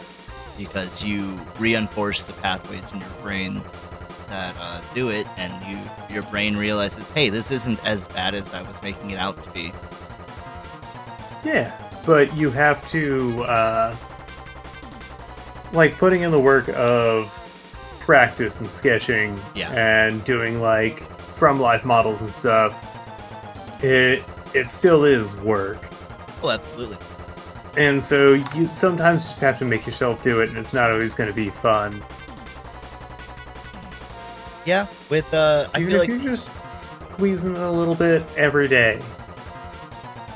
yeah, even 5 minutes of drawing a day is 5 more minutes than you would have done. That's, over half an hour a week that you wouldn't have done. Exactly. I try to draw at least an hour every day. Try to at least get like a little. It depends on what I have to work on at the time. Yeah. Honestly, having the thumbnails to work on, just having some kind of like impetus to go off of, has been nice and a good way to kind of flex creatively. That's actually great to hear, because I was like, you're doing these thumbnails, that's a lot for every episode. It's been a nice exercise, and it's been a good way to kind of acquaint myself with the program. And those are unbounded, so I have at least until the video has to post to work on them. Yeah. You can really hammer them out how you want them to be, or at least closer to. Yeah. And so I've gotten to play around and experiment a lot more. But even if I'm just like sketching, I try to work a lot in traditional media with my inks and my pencils on my sketchbook, just doing like pose reference or whatnot. Because I think just getting down anatomy so that you can nail it out quicker is so important. Especially for this show. Yeah.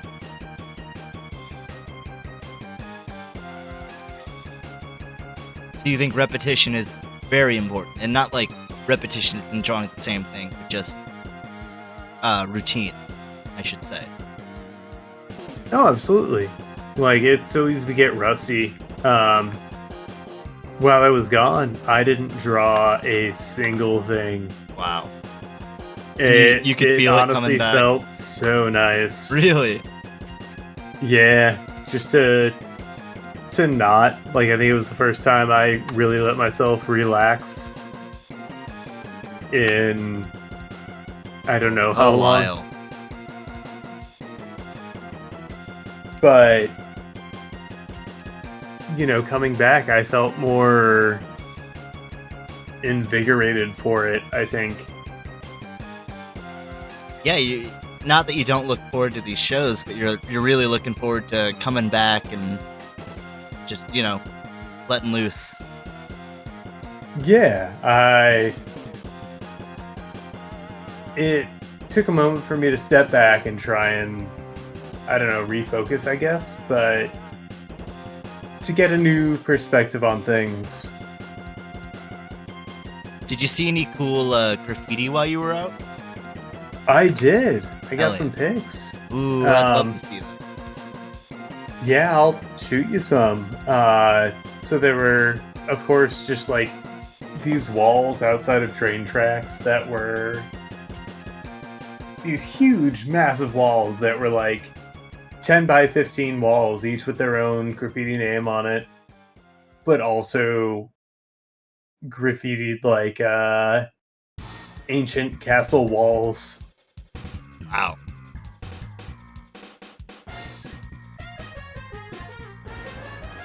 That is something I love. I love universal languages like that, like music, graffiti, just art in general.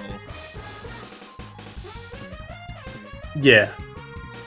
It's nice. It's truly, I say nice, but I should say it in a better way. It's honestly amazing being able to communicate with someone without like any sort of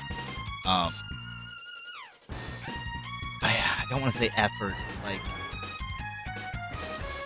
just to have that mutual base to go off of. Yeah. You don't need to speak the same language. You don't need to be the same age. You don't need to be the same creed or gender or anything. Mm-hmm. You have something recognizable that you can both kind of connect on. Yeah.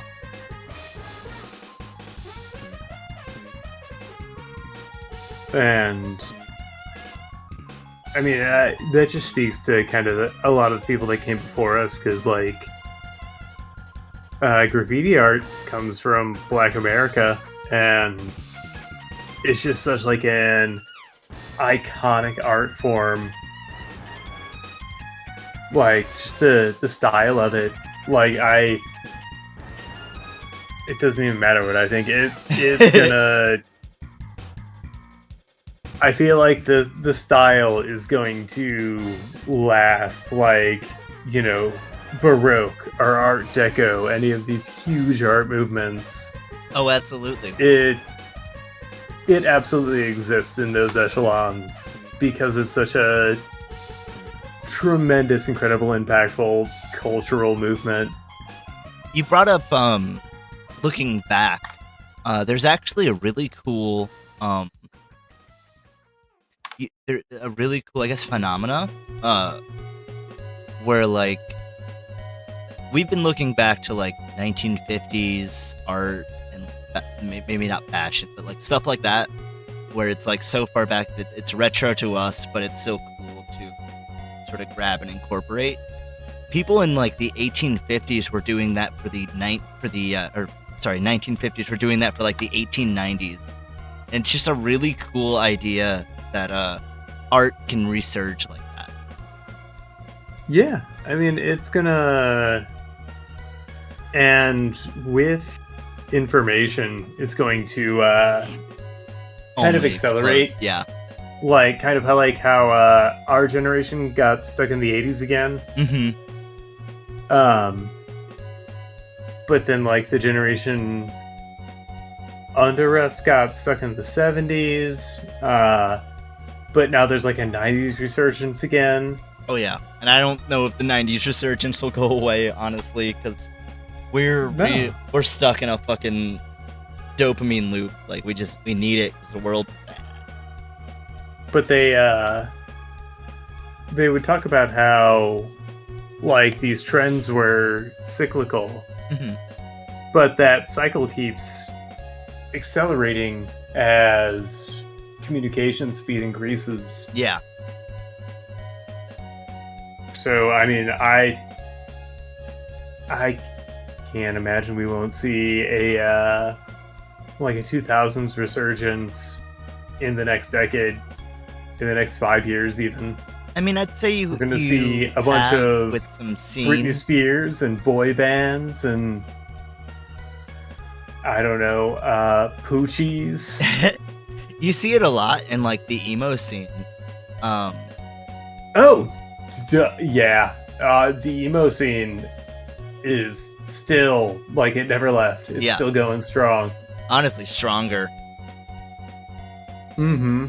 Oh yeah, I mean, when we were young, just doing absolute numbers. Mm-hmm.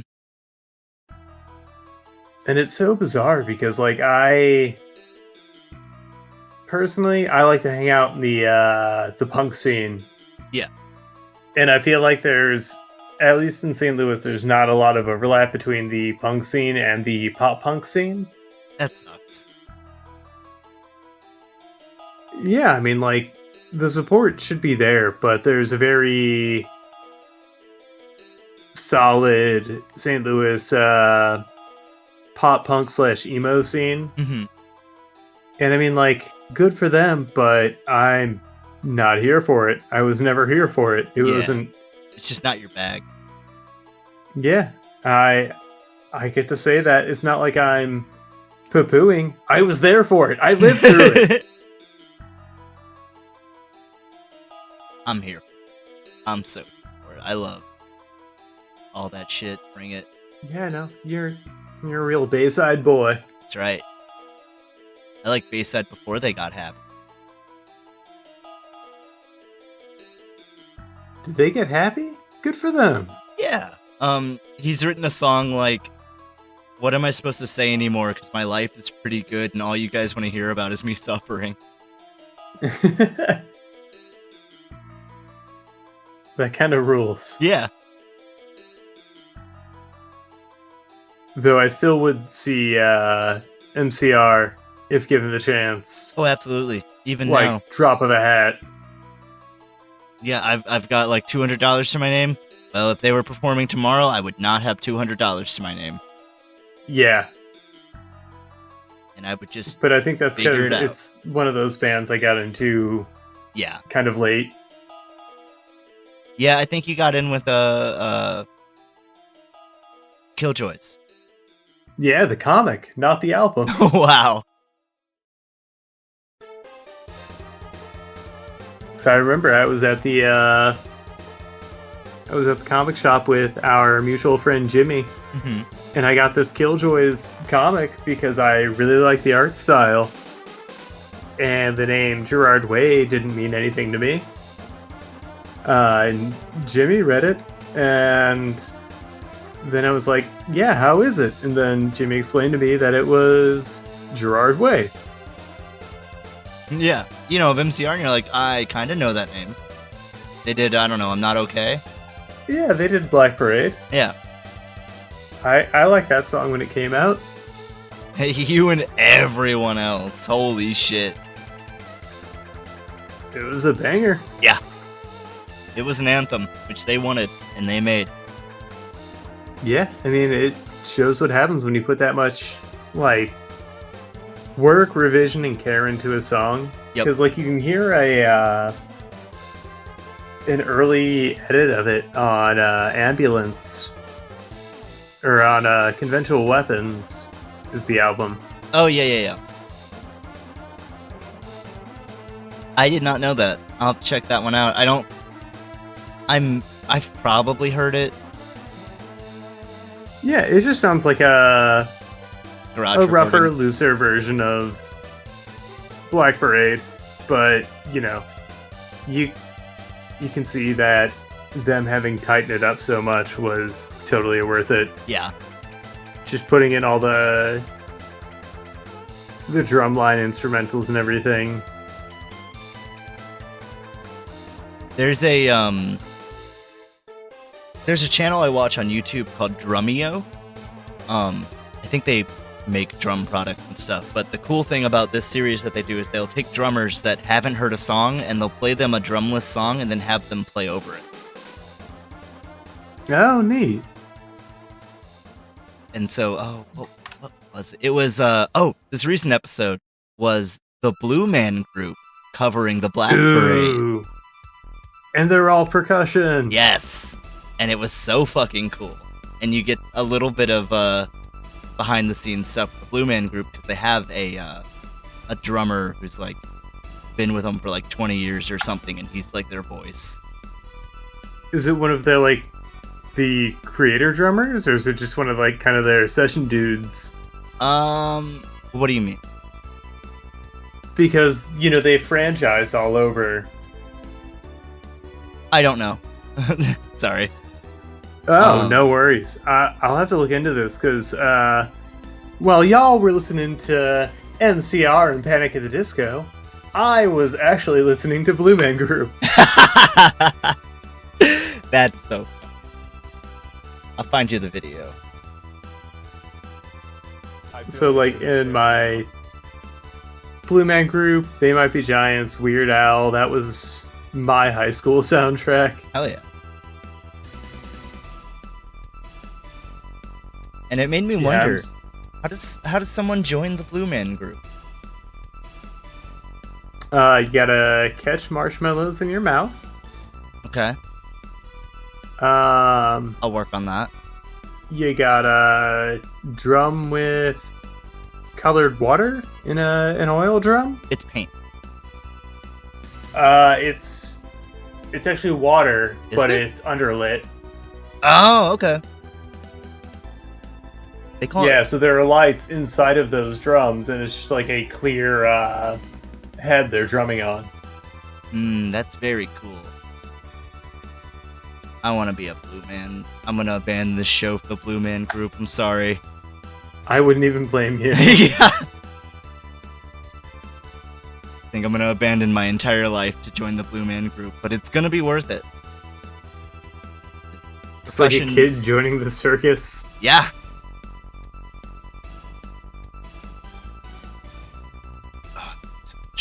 Gonna go out there, you're gonna get hepatitis from one of those blue men. Worth. I'll come pre-hepatitis to show how devoted devoted I am, yeah. I didn't know those guys were pretty fucking old, too. I mean, it makes sense.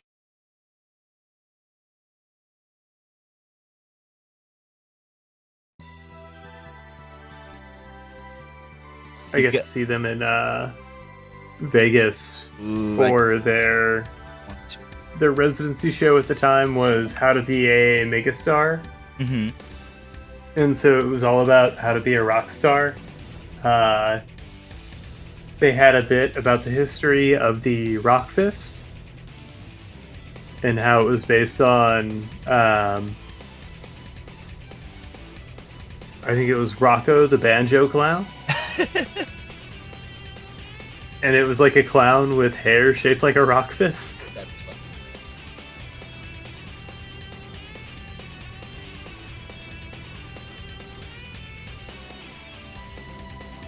They also did an incredible song. They did a cover of Donna Summer's I Feel Love.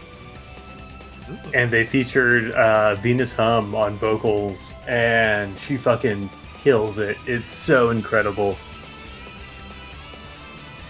I don't think I know. And the music video is a lot of fun too. I'm not sure I know that artist. Donna Summer or Venus Hum? Either. Donna Summer was really big in kind of like the late disco era. Okay. It has a bigger hit I can't think of off the top of my head. I'll look it up. But Venus Hum has done some really great vocal work in our time. Never, I don't think, really blew up, but that's just a damn shame. Yeah, it's always weird when you find a band that you're like, this band fucking rocks, and then they have like 40,000 plays on Spotify. Mm-hmm. And it's like, what is going on here? Why does the world not love this band? Why is this band not like headlining places? I think it's just that it more and more it becomes luck. It becomes getting that TikTok video that really brings you to everyone's attention.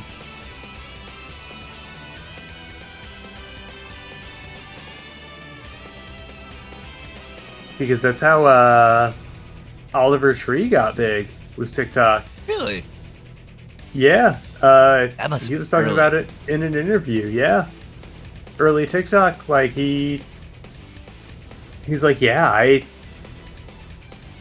ended up not writing the music I wanted to write because I wanted to write popular songs, and then it caught traction on TikTok because his I forget what the song's name is. I think it's Alien Boy. Blew the fuck up on TikTok, and that's how he got huge. And then just kind of got licensed to do the stuff he wanted. That rocks. It's always good to hear a nice outcome like that. Yeah. Really fun show to see, too. Oh, I bet.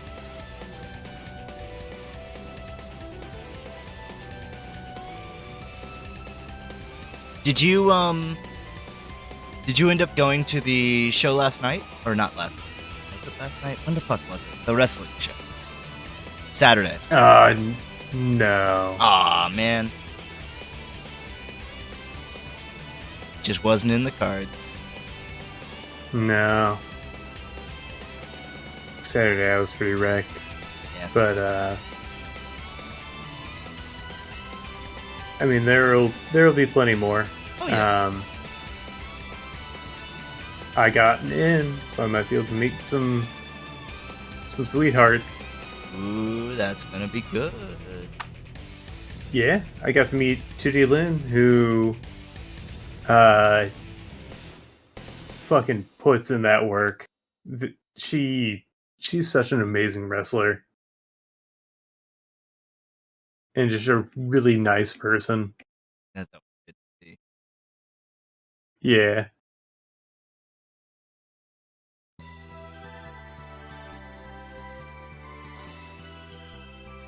So I really hope she does really well, and at least based on socials, it seems like that's the case. You saw a wrestler whenever we went to Rampage. She was there just to get fucking bodied by Nyla Rose. Oh, yeah.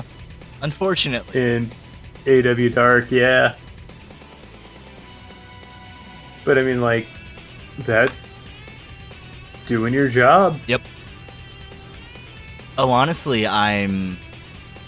if there's someone that can sell, which is just for those that don't know, just taking hits and like just making it look good, making the other person look good while not making yourself look like a weak little bitch. That actually takes talent too. Oh, absolutely. And 2D has like formal martial arts training.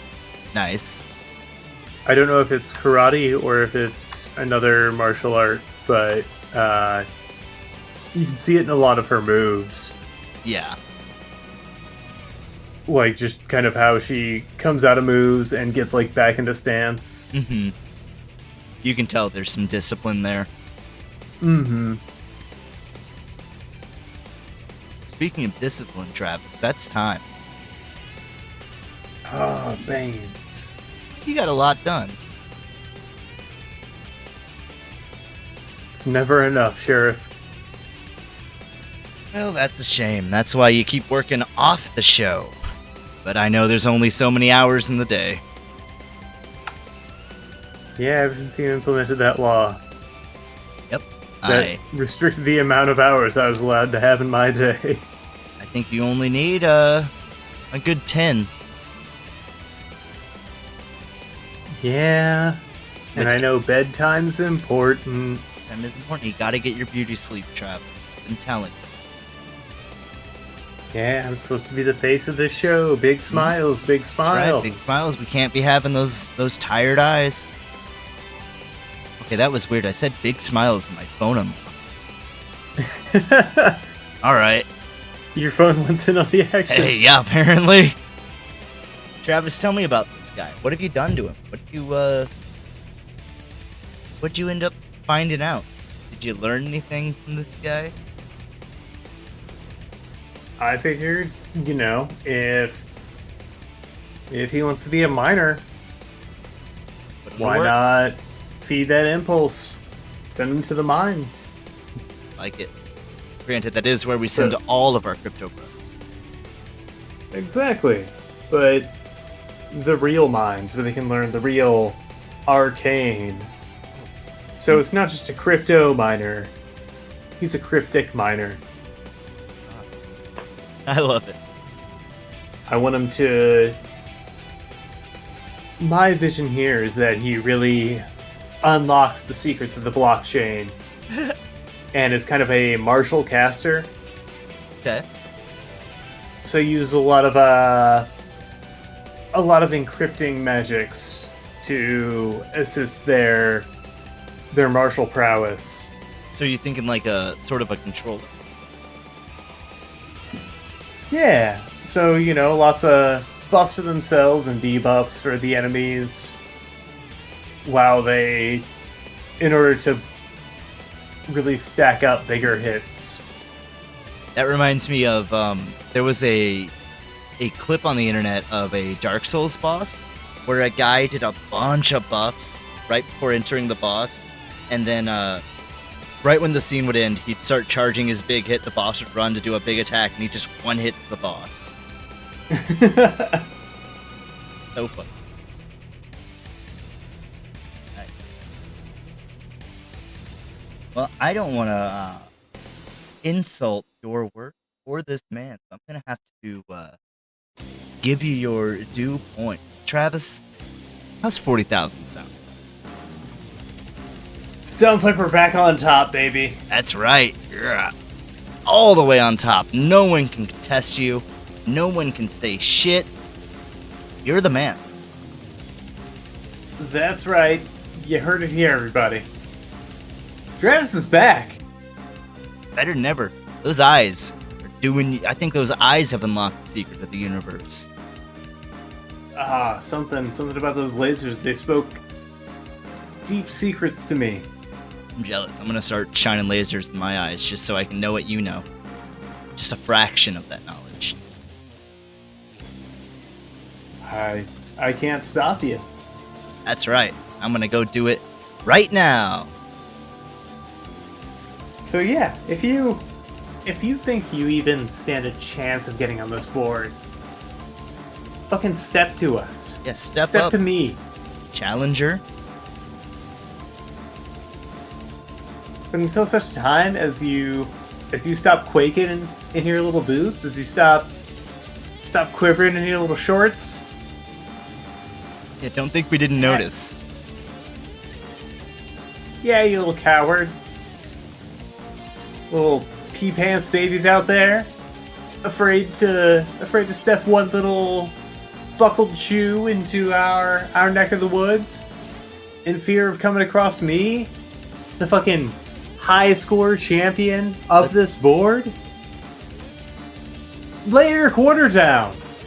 Step up next. See what you got. Show us what you got. Man, Travis is feeling himself. Laying down But the gauntlet. Until then, Until then, happy trails, chumps. boom.